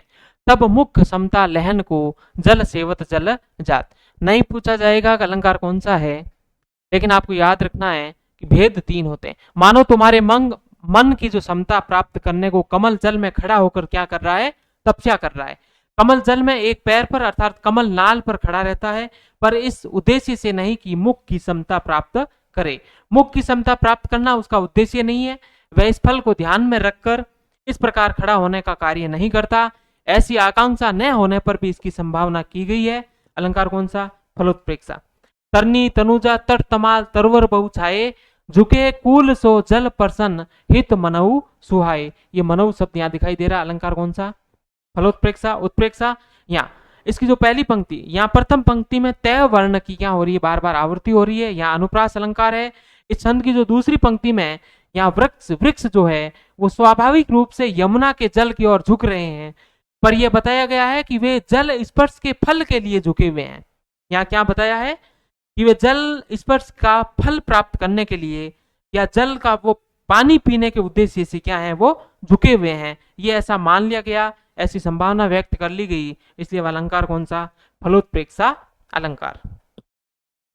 यह था आपके उत्प्रेक्षा अलंकार। अब देखिए भ्रांतिमान अलंकार। आगे आपके सारे अलंकार एकदम आसान है, वो थोड़े ऊपर वाले थोड़े से थे, लेकिन वो वाचक शब्दों से आपको पहचान में आराम से आ जाएंगे। जब सादृश्य के कारण, याद रखिएगा, जब सादृश्य के कारण उपमेय में उपमान का क्या हो, भ्रम हो, अर्थात जब सादृश्य के कारण उपमेय को भूल से, उपमेय को गलती से उपमान समझ लिया जाता है, तब वहां का अलंकार कौन सा होता है, भ्रांतिमान। आपसे संभावना रहेगी कि पहले आपसे परिभाषा भी पूछी जा सकती है। दूसरी परिभाषा, दूसरी लाइन इस तरीके से भी पूछी जा सकती है, सादृश्य संबंधों के कारण उपमेय में उपमान की भ्रांति होने से निश्चय की स्थिति उत्पन्न होती है। मतलब वो भ्रांति से मान लेता है कि ऐसा है, तो अलंकार कौन सा, भ्रांतिमान। भ्रांति सदैव कैसी होती है, निश्चयात्मक होती है, अनिश्चयात्मक नहीं। भ्रांतिमान अलंकार के अंदर भ्रांति कैसी होगी, निश्चयात्मक होगी। वह निश्चित रूप से मान लेगा। किसी व्यक्ति ने आपको कोई बात कही और आपने मान ली कि हाँ उसने तो कही, मतलब निश्चित रूप से मान ली, तो वहां भ्रांतिमान अलंकार होगा। वाचक शब्द देखिए, वहां पूर्वकालिक क्रिया जहां भी आपको दिखे, पूर्वकालिक क्रिया के उदाहरण जहां भी दिखे, भ्रांतिमान अलंकार। इसमें देखिए, जानी या जानकर, मानी या मानकर, समुझी या समझकर, ये वाचक शब्द है और इससे आप आसानी से समझ पाओगे कि यहाँ भ्रांतिमान अलंकार है। उदाहरण देखिए, जानी श्याम को श्याम घन नाची उठे वन मोर। मतलब यहाँ मोरों ने कृष्ण को वर्ण सादृश्य के कारण क्या समझ लिया, बादल समझ लिया। कृष्ण को क्या समझ लिया, बादल समझ लिया। अर्थात कृष्ण उपमेय में श्यामल वर्ण होने के कारण मयूरों को श्यामल मतलब काले रंग के मेघों का क्या हो गया, भ्रम हो गया और वो नाचने लग गई। ओस बिंदु चुग रही हंसिनी मोती उसको जान। हंसिनी, अब देखिए यहाँ हंसिनी को ओस बिंदुओं में मोतियों की क्या हो गई है, भ्रांति हो गई है। उस हंसिनी ने जो ओस की जो बूंदे हैं उनको क्या समझ लिया, मोती समझ लिया और वो उनको चुगने लग गई। भ्रांति से अलंकार कौन सा, भ्रांतिमान। मणि मुख मेली ठाकर कपि देही। यहां पर आपको दिखाई नहीं दे रहा है वाचक शब्द, लेकिन उदाहरण याद रखना है। राम ने बांदरों को विदा करते हुए अनेक उपहार दिए। इसने, प्रभु श्री राम ने जब बांदरों को विदा किया तो वहां पर बहुत सारे उपहार दिए। उसके अंदर रंग बिरंगी मणियों को देखकर बांदरों ने उन्हें फल समझा। क्या समझा, फल समझ लिया और मुंह में डाल लिया। और जब उनको पता लगा कि ये तो बहुत कड़ी है, मतलब कठोर है, तब उसको वापस से थूक दिया।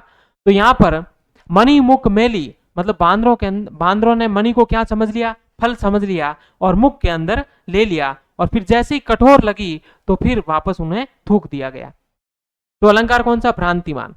बेसर मोती दूती झलक परी अदर पर आनी, पट पोछती चूनो समझी नारी निपट अयानी। ये समुझी शब्द आपको दिखाई दे रहा है, अलंकार तो समझ गए भ्रांतिमान है ही। यहाँ नायिका जो है वो अदरों पर पड़ी मोतियों की उज्जवल झलक।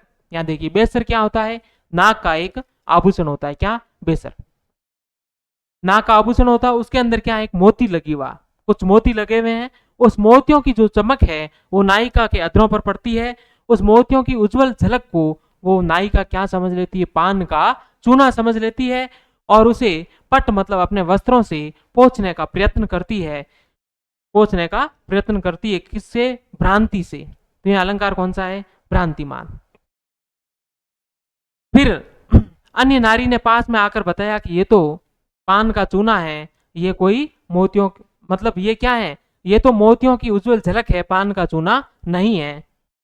अब देखिए अगला पांचवा उदाहरण देखिए, वृंदावन विहरत फिरे राधा नंद किशोर, नीरद यामिनी जानी।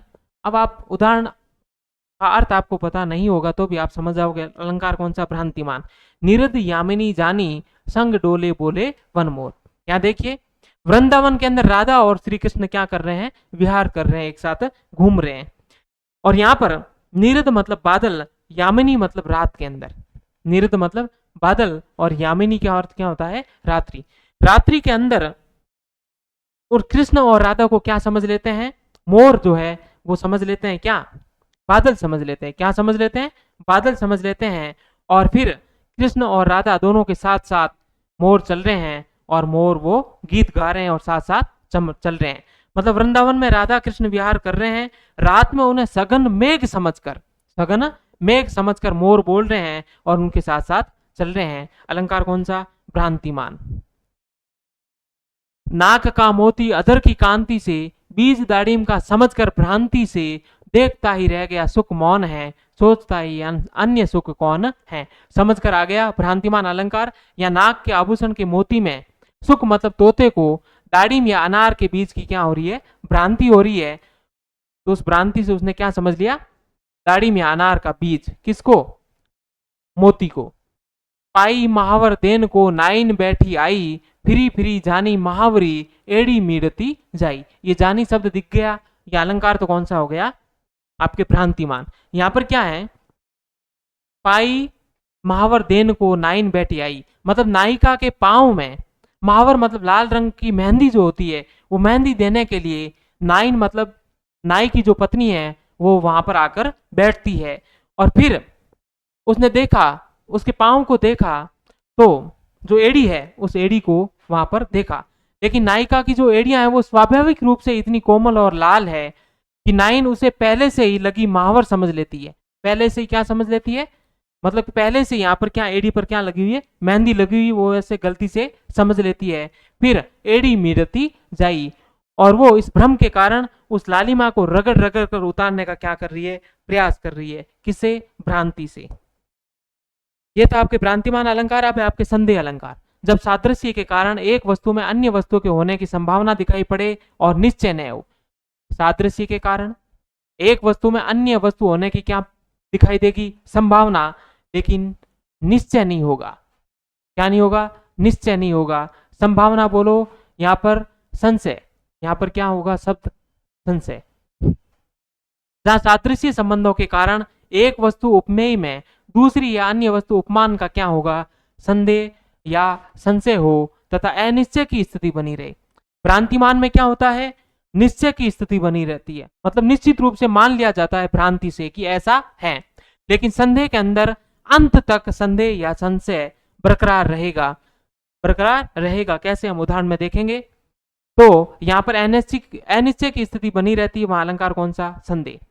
यह संदेह निश्चयात्मक न होकर अनिश्चयात्मक होता है और संदेह अंत तक बना रहता है, याद रखिएगा। वाचक शब्द यहां से आप आराम से पहचान कर सकते हो अलंकार कौन सा है, संदेह। की, एक तो की वाचक शब्द है, एक किंधो, या, वा, अथवा, वेरी इंपॉर्टेंट, पूछा जा सकता है। उदाहरण देखिए, हरि मुख ये आली, किंधो कैंदो उयो मयंक। हे सखी, यह हरि का मुख है या चंद्रमा उगा है।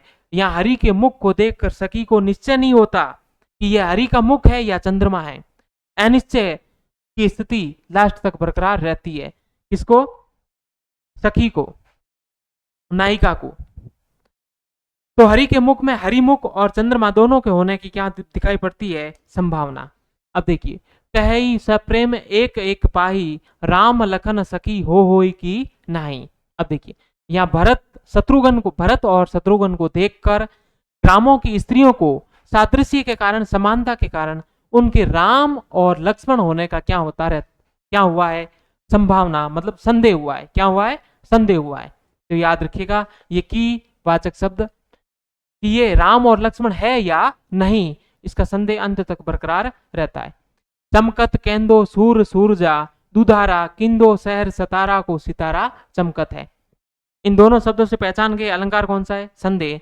यह शिवाजी का खड़ग चमक रहा है या सतारा नगर का भाग्य सूचक सितारा या नक्षत्र चमक रहा है, इसका संशय हो रहा है। केंदो ऋतुराज काज अवनी ऊसास लेत, किंदो ये ग्रीष्म की भीषण लुहार है। किंदो शब्द दिख रहा है, अलंकार कौन सा, संदेह। ये ग्रीष्म ऋतु की भयंकर लू की लपटें हैं या वसंत के विरह में पृथ्वी के अंतस से निकलती हुई विरह दुख की आहें। यह है सरस ओस की बूंदें या मंजल मोती। ये जो या शब्द है इससे आप पहचान सकते हो अलंकार कौन सा, संदेह। प्रस्तुत पद्य में हंसिनी अपने सामने छाई ओस की बूंदों को देखती है, परंतु सादृश्यता के कारण वह निर्णय नहीं कर पा रही है कि ये ओस की बूंदे हैं या सुंदर मोती। मतलब अंत तक यहाँ निर्णय नहीं कर पा रही है। आप कंफ्यूज मत हो जाना, भ्रांति मान मत कर देना। या शब्द से आप क्या करना है, संदेह अलंकार। सारी बीच नारी है कि नारी बीच सारी है, सारी ही की नारी है कि सारी ही की नारी ही की सारी है। देखिए यहाँ द्रौपदी के चीरहरण के समय यहाँ की शब्द तो दिखाई दे रहा है, यहाँ अलंकार तो आप कौन सा कर देना, संदेह।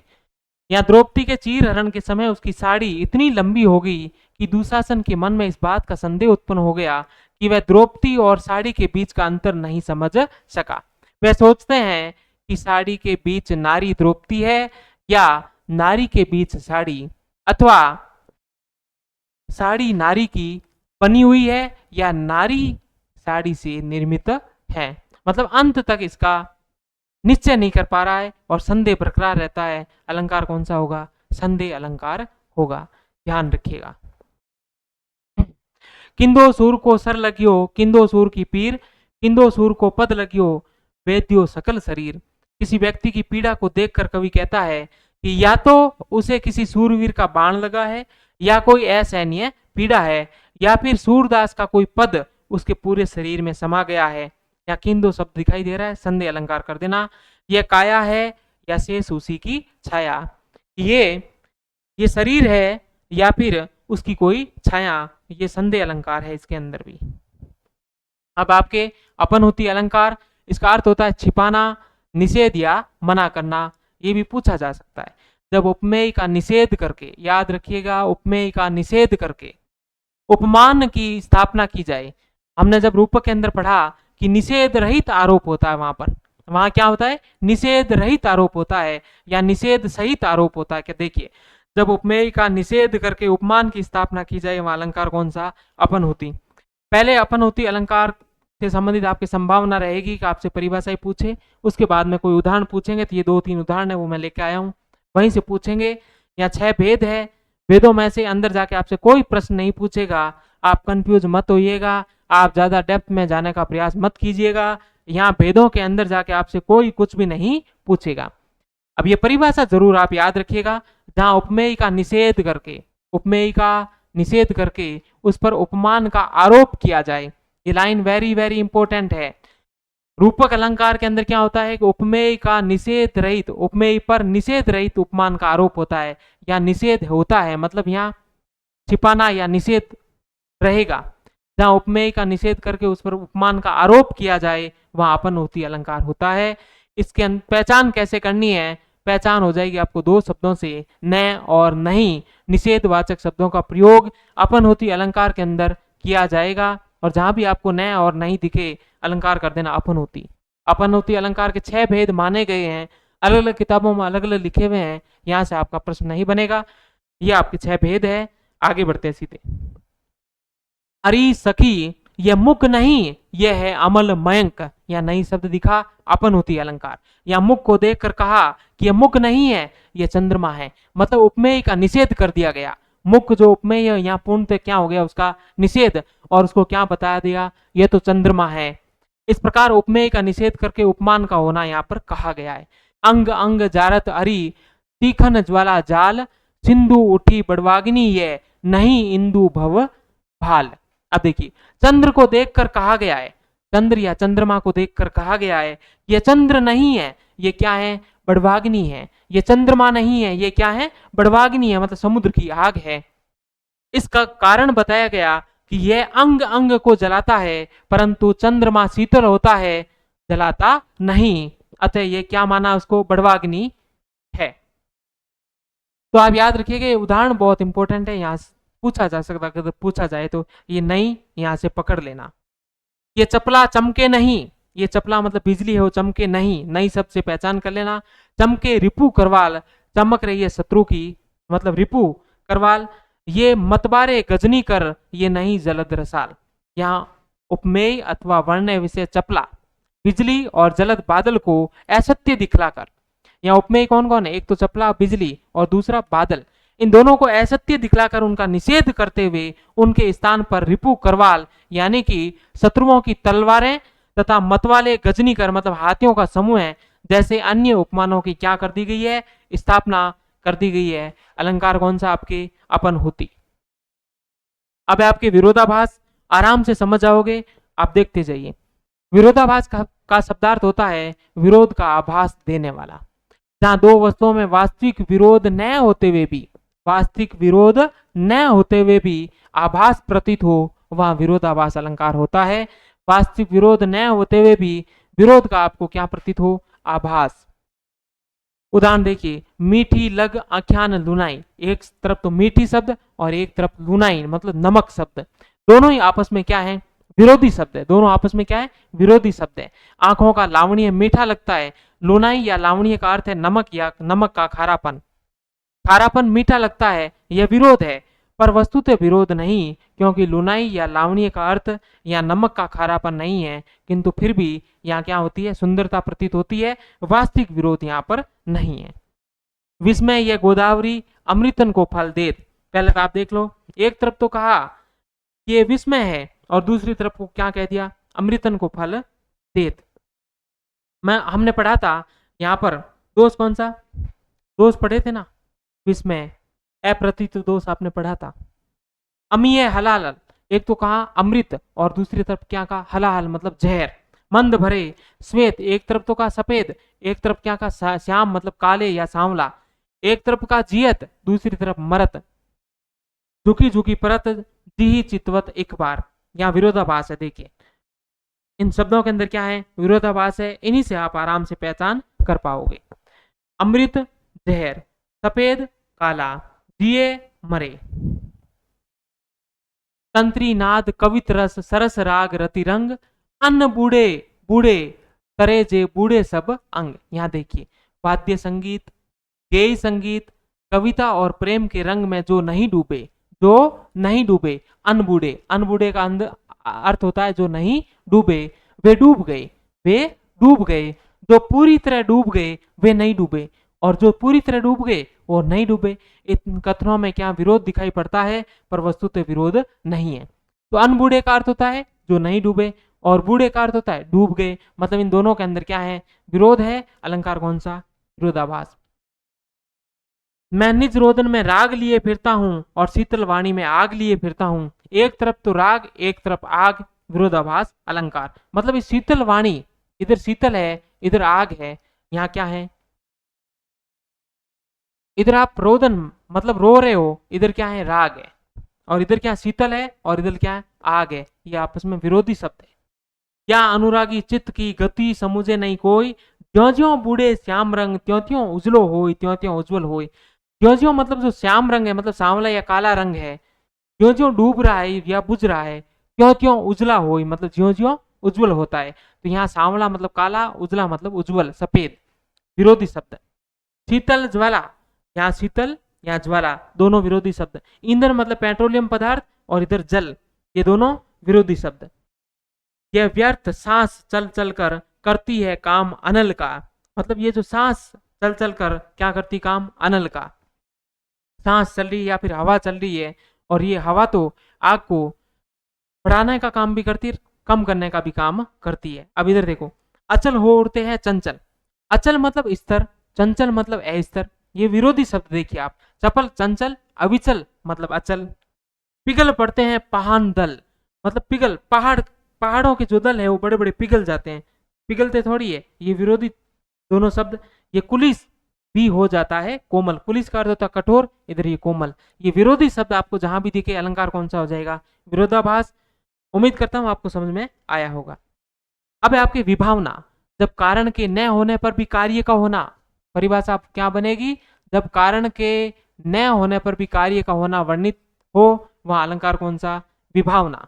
याद रखिएगा, जहां कारण के न होने पर भी कार्य का होना, अपूर्ण कारण से कार्य हो, रुकावट होने पर भी कार्य हो, विपरीत कारण से कार्य हो और कार्य से कारण हो, तब भी अलंकार कौन सा, विभावना। वाचक शब्द देखिए, बिन, बिना, बिनु, बिनाई, अभाव, रहित, ये शब्द आपको जहां भी दिखे अलंकार कौन सा कर देना, विभावना कर देना। ये वाचक शब्द है, याद रखिएगा। मुनि तापस जिनते दुख लहई, ते नरेश बिनु पावक दहई। जलना कार्य के लिए अग्नि रूपी कारण होना चाहिए, यहाँ अग्नि रूपी कारण के न होने पर भी जलना रूपी कार्य हो गया है। मतलब ते नरेश बिनु पावक दही, मतलब बिना पावक के ही वो जल गई, बिना आग के ही वो जल गई। यहाँ क्या कहा गया, मुनि तापस जिनते दुख लही, मतलब मुनियों को, तपस्वियों को अगर आप दुख देहोगे, मतलब राजा तुम दुख देहोगे, तो बिना आग के तुम क्या, दहक जाओगे, खत्म हो जाओगे। तो ऐसा यहाँ पर इसका क्या है, भावार्थ है।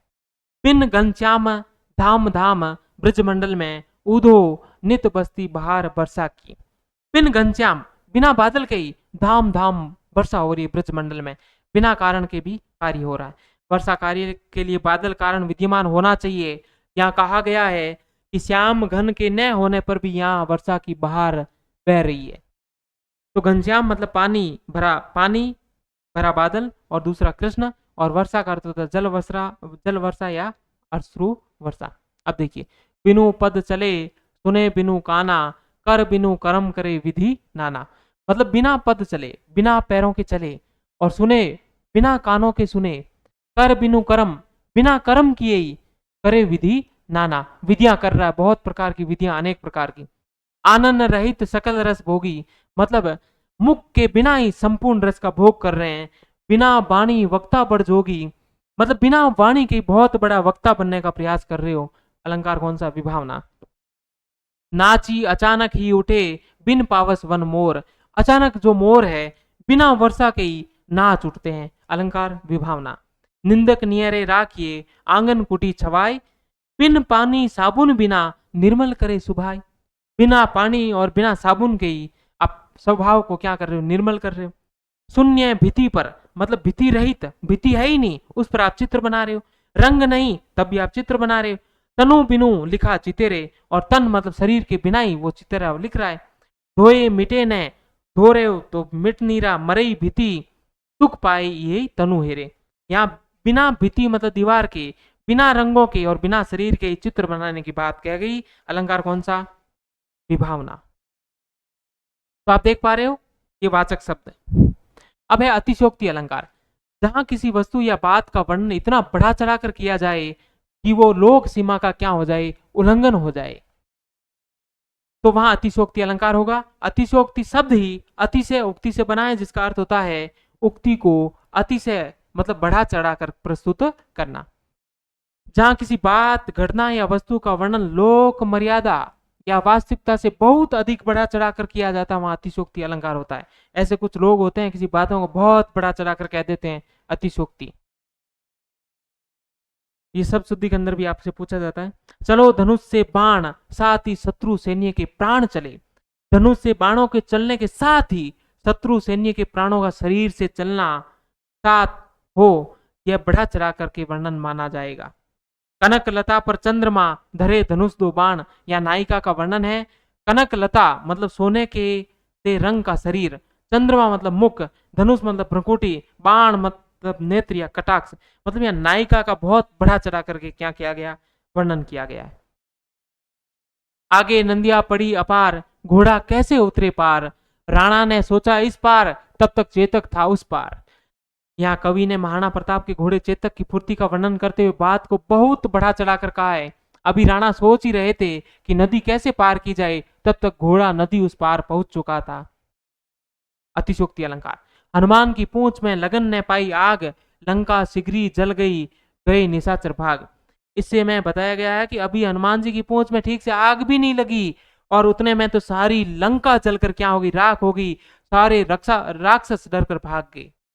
पानी प्रात को हाथ छुयो नहीं, नैनन के जल से पग धोए। जब सुदामा जी कृष्ण से मिलने द्वारका गए तो उनकी दीन दशा देखकर कृष्ण की आंखों से इतने आंसू गिरे कि प्रात में रखे पानी को बिना छुए ही केवल उन आंसुओं से ही सुदामा के क्या धो दिए, पैर धो दिए। यहाँ अलंकार कौन सा, अतिशयोक्ति। अब है आपके असंगति। असंगति का अर्थ होता है मतलब संगति का न होना, जहां कारण एक स्थान पर तथा कार्य अन्य स्थान पर। कारण तो हुआ कहीं और कार्य हुआ कहीं, कारण और कार्य का कोई संबंध ही नहीं, वह अलंकार कौन सा, असंगति। कार्य और कारण में असंगति का भाव हो, वह शास्त्रीय नहीं हो, वह अलंकार कौन सा, असंगति। जहां कारण कहीं अन्यत्र और कार्य कहीं अन्यत्र हो, वह अलंकार कौन सा, असंगति। उदाहरण देखिए, तीर ये मेरे पे पीर रघुवीर, मतलब तीर तो मेरे हृदय में लगे लेकिन पीड़ा प्रभु श्री राम को हो रही, रघुवीर को हो रही। श्री राम का हृदय अनुज लक्ष्मण के शक्तिबाण लगने से पीड़ित हुआ। उसी के बारे में लक्ष्मण चैतन्य होने पर कहते हैं कि तीर मतलब शक्ति तो मेरे हृदय में लगा किंतु उसकी पीड़ा अनुभव तो रामचंद्र जी को हुआ। सीते ही ले 10 कंद गयो, पे गयो विचारो समुद्र बांध्यो। अब देखियो, सीता को लेकर तो 10 कंद मतलब रावण लेके गया, लेकिन बांधा किसको, समुद्र को गया। यहाँ असंगति अलंकार। यहाँ समुद्र बांधा गया, ये कार्य हुआ। ये क्यों हुआ, क्योंकि सीता हरी गई, पर सीता का हरण किया था रावण ने, अतः रावण बांधा जाना चाहिए था, पर बांधा गया कौन, समुद्र, जिसका सीता के हरण से कोई संबंध ही नहीं था। कारण हुआ रावण में, पर कार्य कहां हुआ, समुद्र के अंदर। विष पीते हैं मेघ और विराणी के प्राण निकल रहे हैं। यहाँ जहर तो कौन पी रहे हैं, बादल पी रहे हैं, लेकिन प्राण किसके निकल रहे हैं, विराणी के निकल रहे हैं। असंगति अलंकार। रहीमन जीवा बावरी, कही गे सर्ग पाताल, आपू तो कई भीतर रही, जूती खात कपाल। अब देखिए, रहीम जी कहते हैं कि जीव बहुत पगली है, बहुत बावरी है, जो बिना विचारे स्वर्ग और पाताल की बातें कर देती है और वह बोलकर चुपचाप मुंह के भीतर सुरक्षित छिप जाती है, लेकिन जो उसकी कड़वी बातों के कारण सिर मतलब कपाल को जूतों की मार खानी पड़ती है। मतलब जीव के अपराध की सजा किसको मिलती है, सिर को मिलती है। इसलिए कारण और कार्य के विरोध होने के कारण अलंकार कौन सा, असंगति। यहाँ क्या कहा गया है कि अपन जीव से तो कुछ भी बक देते हैं, जीव कुछ भी बोल जाती है, जीव पर हमारा कंट्रोल ही नहीं है, लेकिन फिर जूते किसको पड़ते हैं, सर को, मस्तिष्क को। अब देखो, पलनु पीक अंजनु अधर, धरे महावरु भाल, आज मिले सु भली करी, भले बने हो लाल। अर्थ आपको अच्छे से पता है।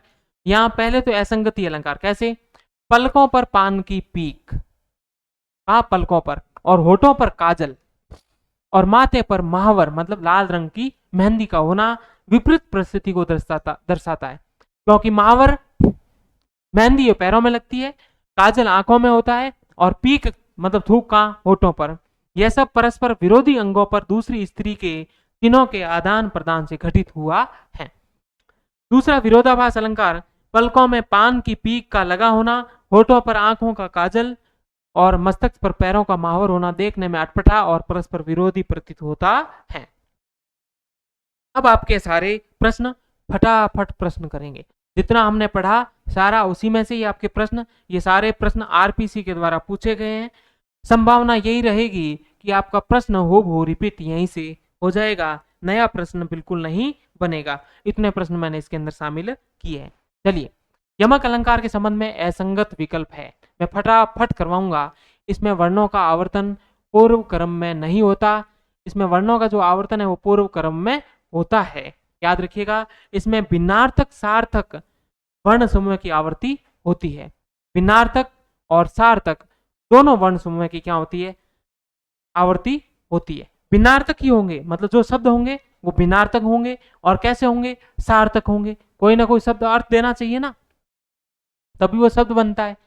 इसमें स्वर व्यंजन समुदाय या वर्ण संघात की क्या रहती है, आवर्ती रहती है, बिल्कुल रहती है।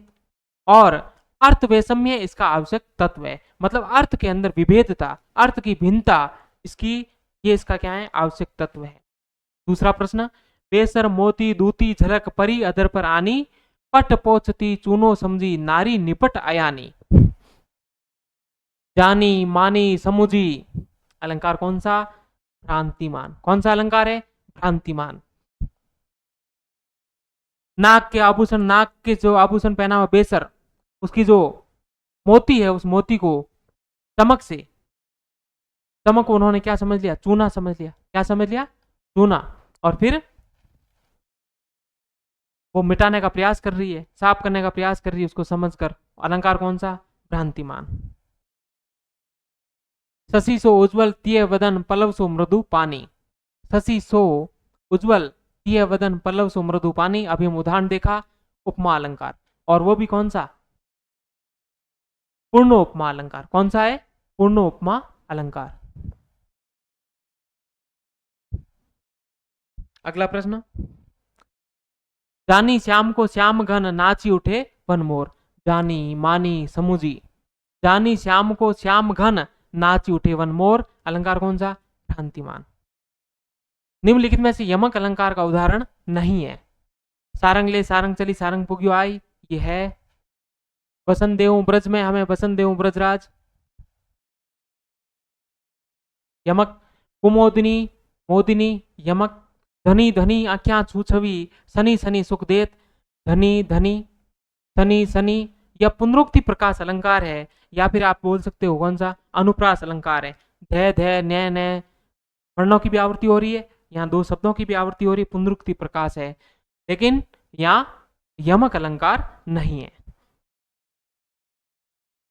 यमक अलंकार का उदाहरण है, यो पर्दे की इज्जत परदेसी के हाथ बिकानी थी। बिल्कुल हमने पढ़ा, ये इसका उदाहरण है। अब देखिए, पलियारी नृपकूप की गुण बिन बूंद ने दही। ये जो गुण शब्द के अंदर कौन सा है? सलेस अलंकार है। यहाँ कौन सा अलंकार है? सलेस अलंकार। राजा के संदर्भ में तो गुण, और कूप के संदर्भ में रस्सी। इसके दो अर्थ निकलते हैं, हमने पढ़ा। मिला तेज से तेज, तेज की वह सच्ची अधिकारी थी। मिला तेज से तेज, और वह तेज से तेज की सच्ची अधिकारी थी। तय जय तय जय तय जय, वर्णों की बार बार आवृत्ति। अलंकार कौन सा? अनुप्रास। अनुप्रास अलंकार, जो आपके पाठ्यक्रम में नहीं है। हंसने लगे तब हरि आहा, पूर्णेंदु सा मुख खिल गया। अब आप समझ पा रहे होंगे यहाँ कौन सा अलंकार है। सा शब्द देख रहे हैं, पूर्ण इंदु सा, ये वाचक शब्द आपको दिख रहा है। अलंकार कौन सा? उपमा। कौन सा अलंकार है यहाँ? उपमा अलंकार है। चलिए अगला प्रश्न। उपमा अलंकार की विशेषताओं के संबंध में असंगत आपसे पूछा जा रहा है। इसमें उपमेय और उपमान में साम्य स्थापना की जाती है, बिल्कुल की जाती है, सत्य। उपमेय और उपमान में साधर्म्य रहने पर भी वैधुर्य के तत्व विद्यमान रहते हैं। बिल्कुल रहते हैं, मतलब साधर्म रहता है, मतलब साधर्म्य रहता है। लेकिन कुछ विरोधी तत्व, मतलब कुछ विशेषताएं उपमेय में होती है, वो उपमान के अंदर नहीं होती है। ऐसे तत्व भी विद्यमान रहते हैं, बिल्कुल रहते हैं। सादृश्य विधान के लिए जिन शब्दों का प्रयोग किया जाता है उन्हें क्या कहा जाता है? साधारण धर्म। बिल्कुल नहीं, उनको हम क्या कहेंगे? वाचक शब्द कहेंगे। क्या कहेंगे? वाचक शब्द कहेंगे। क्या कहेंगे उन्हें? वाचक शब्द। और जिस वस्तु का साम्य अन्य वस्तु के साथ स्थापित किया जाता है, जिस वस्तु का साम्य, उसे उपमेय कहते हैं। बिल्कुल सही बात है, ये लाइन याद रख लेना, हो बहु ऐसे वैसे आपसे पूछी जा सकती है। तो साधारण धर्म तो उसको कहते हैं कि जिस गुण के कारण उपमेय और उपमान में साम्य स्थापना हो, उसे हम साधारण धर्म कहते हैं। जहां घाट तहां रस नहीं, यह जानत सब कोई। इस काव्यांश का सौंदर्य निम्नलिखित में से किस अलंकार पर आधारित है? हमने पढ़ा, गांठ के दो अर्थ और रस के भी दो अर्थ। अलंकार कौन सा? सलेस। अलंकार कौन सा यहाँ? सलेस। उत्प्रेक्षा अलंकार के संबंध में यहाँ आपसे असंगत पूछा जा रहा है। इसमें उपमेय और उपमान में सादृश्य की क्या रहती है? संभावना बिल्कुल रहती है। उत्प्रेक्षा में उपमेय उत्कृष्ट या प्रधान, जबकि उपमान गौण होता है, यह असत्य है। भाई उपमेय क्या होता है? उपमेय गौण होता है।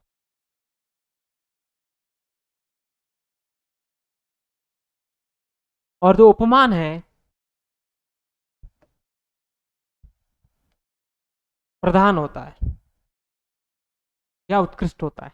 ये ध्यान रखिएगा, ये असत्य कथन है। उपमा की भांति उत्प्रेक्षा में भी वाचक शब्द प्रयुक्त होते हैं, बिल्कुल होते हैं। उपमा और उत्प्रेक्षा दोनों में भी वाचक शब्द प्रयुक्त होते हैं। इसके अंदर सा, थी, तो, इसके उत्प्रेक्षा में मानो, मनु, मनहु, जानो, जनऊ। उत्प्रेक्षा में विशिष्ट या कवि कल्पित उपमान की क्या रहती है? संभावना आवश्यक है। विशिष्ट या कवि कल्पित उपमान की संभावना आवश्यक है, बिल्कुल सही बात है। आगे बढ़िए। किस अलंकार में उपमेय में उपमान का अभेद आरोप, जहां भी दिखे आपको अभेद आरोप, तो अलंकार कौन सा कर देना? रूपक अलंकार। कौन सा अलंकार? रूपक अलंकार। वृंदावन विहरत फिरे राधानंद किशोर, नीरद यामिनी जानी, संग डोले बोले वनमोर। यहाँ किस अलंकार का प्रयोग हुआ है? जानी, मानी, समुझी, भ्रांतिमान। अच्छे से हम पढ़ के आए हैं। को घटिए वृष भानुजा, वे हलदर के वीर। वृष भानुजा और हलदर के वीर में कौन सा अलंकार? श्लेष। आगे बढ़ते हैं। तरनी तनुजा तर तमाल तरवर बहु छाए, झुके कूल सो जल परसन, हित मनहु सुहाए। मनहु शब्द आपको दिखाई दे रहा है और काव्यांश की दूसरी पंक्ति में पूछा जा रहा है, और दूसरी पंक्ति में अलंकार कौन सा है? उत्प्रेक्षा है। कि मतलब ये यमुना के किनारे जो जितने भी फल है वो यमुना के किनारे इसलिए झुके हुए हैं कि वो जल का पान करना चाहते हैं, जल को पीने के लिए झुके हुए हैं, ऐसा यहाँ पर मान लिया गया, ऐसी यहाँ पर संभावना व्यक्त कर ली गई। बाकी यहाँ पहली जो प्रथम पंक्ति है, तरनी तनुजा तर तमाल, यहाँ पर कौन सा है? अनुप्रास है, का ध्यान रखिएगा। चलिए। आई है वीरता तपोवन में, क्या पुण्य कमाने को, या संन्यास साधना में देख शक्ति जगाने को। क्या शब्द देखिए, आई है वीरता तपोवन में, क्या पुण्य कमाने को, या संन्यास साधना में है देख शक्ति जगाने को। तो यहाँ अलंकार कौन सा हो जाएगा? कौन सा हो जाएगा? सीधी सी बात है, या वाचक शब्द किसका? संदेह अलंकार का। सुब्रन को ढूंढत फिरे कवि कामी अरु चोर। सुब्रन शब्द के 3 अर्थ, और अलंकार कौन सा? श्लेष। अलंकार कौन सा? श्लेष। यो पर्दे की इज्जत परदेसी के हाथ बिकानी है। पंक्ति में अलंकार कौन सा? यमक। शब्दों की आवृत्ति, लेकिन दोनों ही बार अर्थ क्या? अलग अलग। बेसर मोती दूती झलक, परी अधर पर आनी, पट पोछती चूनो समझी, नारी निपट अयानी। समुझी शब्द में अलंकार कौन सा? समुझी, मानी, भ्रांतिमान। कौन सा? भ्रांतिमान अलंकार। काव्यांश और उसमें निहित अलंकार का कौन सा जोड़ा असंगत पूछा आपसे जा रहा है। सुब्रन को ढूंढत फिरे कवि कामी अरु चोर, सुब्रन शब्द श्लेष अलंकार सही। विष पीते हैं मेघ, विरहणी प्राण निकलते। विष तो कौन पी रहे हैं? मेघ, लेकिन प्राण किसके निकल रहे हैं? विरहणी के। कार्य के बिना ही, मतलब कारण के बिना ही कार्य जहां हो जाए, कारण के बिना ही कार्य की संभावना विरोधा नहीं, विभावना होता वहां, तो वहां कौन सा होता है? विभावना अलंकार होता है। ये असंगत है। ये क्या है आपके? असंगत है।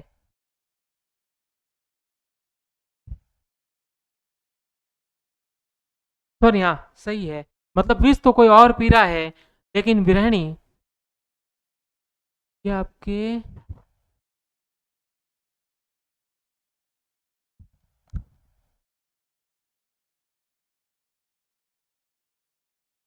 यहाँ विभावना अलंकार आपके विरोधाभास में कौन सा है? विभावना।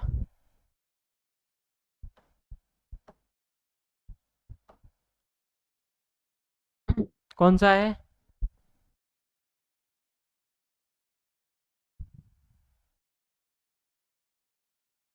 एक बार चलते हैं, देखते हैं विरोधाभास।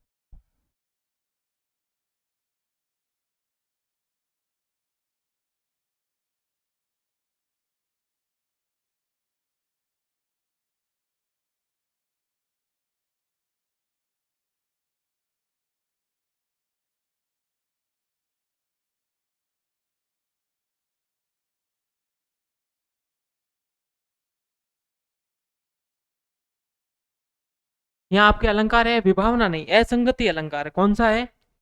असंगति अलंकार है, इसको ध्यान रखिएगा। कौन सा है? असंगति अलंकार। मुनि तापस जिनते दुख लहई, ते नरेश बिनु पावक दहई। यहां पर विभावना है। कैसे?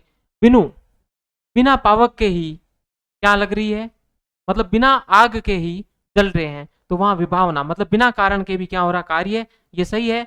विष पीते हैं मेघ, विष कौन पी रहे हैं, मेघ, लेकिन प्राण किसके निकल रहे हैं, विरहणी के, मतलब कार्य कहीं और हो रहा है, और एक कार्य कहीं और हो रहा है, दूसरे कार्य कहीं अन्यत्र हो रहा है, मतलब कार्य और कारण दोनों का कोई संबंध ही नहीं है, वहां असंगति अलंकार होता है। जानी श्याम को श्याम घन नाची उठे वन मोर, यहाँ भ्रांतिमान। आगे चलते हैं। विभावना अलंकार होता है कारण के होने पर भी कार्य न हो, कारण के साथ कार्य हो जाए, जब कारण कहीं और कार्य कहीं और हो, या तो असंगति होता है, और कारण के होने पर भी कार्य न हो, कारण के साथ कार्य हो जाए, नहीं, कारण के बिना कार्य हो जाए, बिना कारण के भी कार्य हो जाए, वहां विभावना अलंकार होता है। प्रस्तुत में अप्रस्तुत की संभावना निम्नलिखित में से किस अलंकार में होती है, प्रस्तुत में अप्रस्तुत की संभावना, मैंने कहा संभावना शब्द आपको जहां भी दिख जाए वह अलंकार कौन सा कर देना, उत्प्रेक्षा। कौन सा, संभावना, कल्पना, मानो, मनहु। इस अलंकार में उपमेय में उपमान का अभेद आरोप, अभेद आरोप आपको जहां भी दिख जाए रूपक कर देना। उपमा अलंकार के संबंध में असंगत आपसे पूछा जा रहा है, इसमें चमत्कार पूर्ण सादृश्य का कथन होना चाहिए। जिस पदार्थ का साम्य अन्य पदार्थ के साथ स्थापित की जाए उसे उपमान कहते हैं। औपमेय सूचक शब्दों को वाचक कहते हैं। उपमेय को अल्प गुणशाली तथा उपमान को उत्कृष्ट गुणशाली माना जाता है। इस प्रकार यह कथन असंगत है, उसे हम क्या कहेंगे, जिस पदार्थ का साम्य अन्य पदार्थ के साथ स्थापित किया जाए उसे हम कहेंगे उपमेय कहेंगे। क्या कहेंगे, उपमेय कहेंगे। क्या कहेंगे, उपमेय। सादृश्य के कारण उपमेय में उपमान का संशय, संशय कौन से अलंकार में, संदेह में। कौन से में रहता है, संदेह अलंकार के अंदर। अंग अंग जारत अरि तीखत ज्वाला जाल, सिंधु उठी बड़वागिनी ये नहीं नहीं इंदु भव भाल में। अलंकार कौन सा है, उनका जहां भी निषेध सूचक शब्दों का प्रयोग किया जाए, अलंकार कौन सा, अभन होती। उत्प्रेक्षा अलंकार का मुख्य लक्षण क्या है, उपमेय में उपमान का संशय, बिल्कुल नहीं। संशय किसमें होता है, संदेह के अंदर होता है। कहां होता है, संदेह के अंदर होता है। उपमेय का निषेध कर उपमान की स्थापना, यह होता है अपन होती के अंदर, अपन होती। प्रस्तुत में अप्रस्तुत की संभावना, यह अलंकार कौन सा, उत्प्रेक्षा। एक वस्तु पर दूसरी वस्तु का आरोप कर देने में अभेद स्थापना, यह कौन सा होता है, रूपक अलंकार होता है। कौन सा होता है, रूपक अलंकार। उपमेय पर उपमान के निषेध रहित आरोप को, निषेध रहित आरोप को क्या कहेंगे, रूपक अलंकार। कौन सा कहेंगे, रूपक अलंकार। अलंकार के संबंध में असंगत विकल्प आपसे पूछा जा रहा है, यमक और सलेश दोनों में ही हर बार अर्थ भिन्न होता है, बिल्कुल होता है। सलेश में शब्द की आवृत्ति नहीं होती, बिल्कुल नहीं होती। यमक में हर नए अर्थ के साथ शब्द की आवृत्ति होती है, बिल्कुल होती है। गांव गांव अस होई आनंदा में यमक अलंकार, यहाँ यमक अलंकार नहीं है, गांव और गांव पुनरुक्ति प्रकाश आप इसको बोल सकते हो, लेकिन यमक अलंकार इसमें नहीं है। मणि मुख मेली ठारी कपि देही, पंक्ति के अंदर अलंकार कौन सा है, मणि मुख, मतलब बंदर ने मणि को मुख के अंदर धारण, मणि को क्या समझ लिया, मणि को कोई फल समझ लिया, और फल समझकर कपि ने मुंह के अंदर धारण कर लिया, और फिर उसको कठोर लगी तो उसको वापस थूक दिया, तो वहां अलंकार कौन सा होगा आपके, भ्रांतिमान होगा। कौन सा, भ्रांतिमान होगा।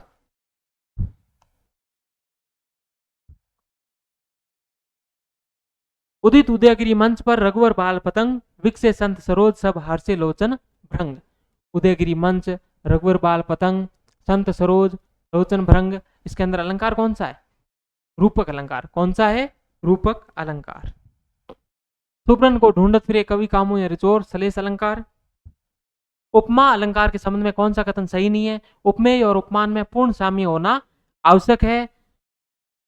इसमें सादृश्य या गुण साम्य के आधार पर उपमेय और उपमान में समता स्थापित की जाती, बिल्कुल। उपमा में दो पदार्थों में साधर्मीय रहने पर भी वेदर्मीय के तत्व विद्यमान रह सकते, बिल्कुल। जिस गुण के कारण उपमेय और उपमान में साम्य स्थापना हो उसे साधारण धर्म, बिल्कुल। तो असंगत कथन कौन सा, एक, उपमेय और उपमान में पूर्ण साम्य है, मतलब पूर्ण समानता होना आवश्यक है, कोई जरूरी नहीं है भाई उपमेय और उपमान में दोनों में समान गुण बराबर होंगे, कोई जरूरी नहीं है। अगला प्रश्न, बिन घन श्याम, बिन शब्द बिन घनश्याम धाम धाम ब्रजमंडल में, तो बिना बादल की वर्षा हो रही है, अलंकार कौन सा, विभावना। अलंकार कौन सा है? विभावना।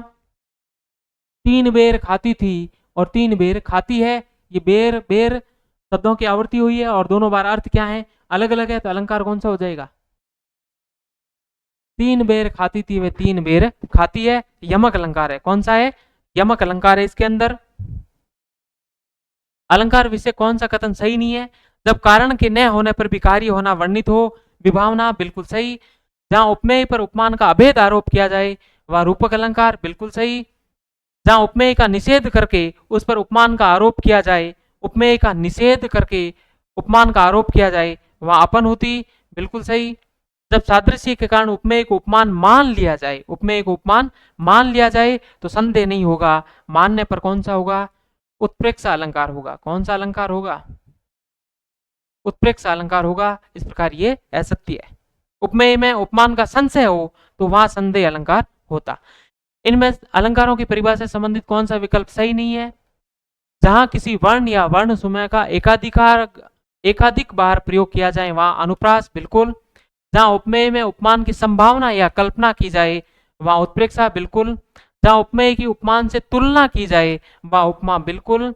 जहां एक ही बार प्रयुक्त शब्द के एकाधिक अर्थ ग्रहण किए जाए वहां यमक, यमक नहीं, वहां कौन सा होता है? सलेस होता है। शब्द का एक बार प्रयोग लेकिन अर्थ उसके अनेक, वहां होता है सलेस। लेकिन शब्दों की आवृत्ति और दोनों का भिन्न भिन्न अर्थ, वहां क्या होता है? यमक अलंकार। ओस बिंदु चुग रही हंसिनी मोती उनको जान, मतलब ओस की बूंदों को हंसिनी है वो मोती समझकर उनको चुग रही है, तो भ्रांतिमान। इनमें अलंकार विषय कौन सा कथन असंगत है?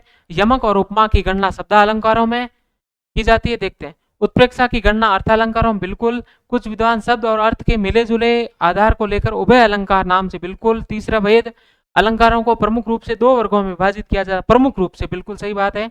मुख्यतः 2 ही भेद, शब्दालंकार और अर्थालंकार। यहां पर जो उपमा अलंकार है वो कैसा है? एक अर्थालंकार है। कैसा है? अर्थालंकार है। यमक क्या है? शब्दालंकार है, लेकिन उपमा अर्थालंकार है। इस प्रकार एक असंगत। अगला, इनमें अलंकारों से संबंधित कौन सा विकल्प गलत है? रूपक अलंकार के भेद, सांग रूपक, निरंग रूपक और एक और होता है आपके परम्परित रूपक। उपमा और उत्प्रेक्षा की गणना साम्य मूलक अलंकारों में की जाती है, बिल्कुल। जब किसी व्यक्ति द्वारा एक अर्थ में कहे गए शब्द या वाक्य का कोई दूसरा व्यक्ति जानबूझकर अन्य अर्थ ग्रहण करे वहां वक्रोक्ति, वैसे आपके सिलेबस में नहीं है। नील सरोरु, नीलमणि, नील नीरधर श्याम, यमक अलंकार, बिल्कुल नहीं। यहाँ पर आपके है मालो उपमा अलंकार, मतलब उपमा अलंकार है। कौन सा है? उपमा अलंकार है। इस प्रकार ये आपके असंगत है। जहां प्रस्तुत में अप्रस्तुत की संभावना जहां भी दिखे उत्प्रेक्षा। पाई महावर देन को नाइन बैठी आई, फ्री फ्री जानी, जानी महावरी एड़ी मीड़ती जाई, जानी मानी समुझी भ्रांतिमान। उपमेय का निषेध कर उपमान की स्थापना करने वाला अपन होती।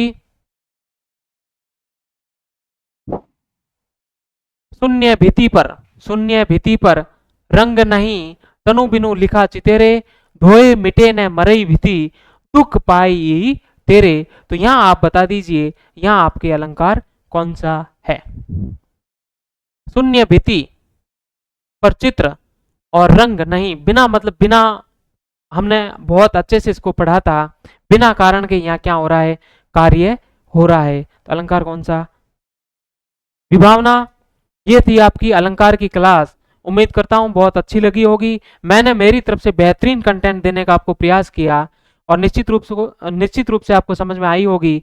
और कैसी लगी क्लास निश्चित रूप से मुझे जरूर बताइएगा। अगली क्लास हमारी होगी छंद की, उस क्लास को जरूर देखिएगा। ऐसा बेहतरीन कंटेंट मैं आगे भी आपके लिए लाने का प्रयास करूंगा। मिलते हैं अगली क्लास के अंदर, तब तक के लिए नमस्कार। जय हिंद, जय भारत।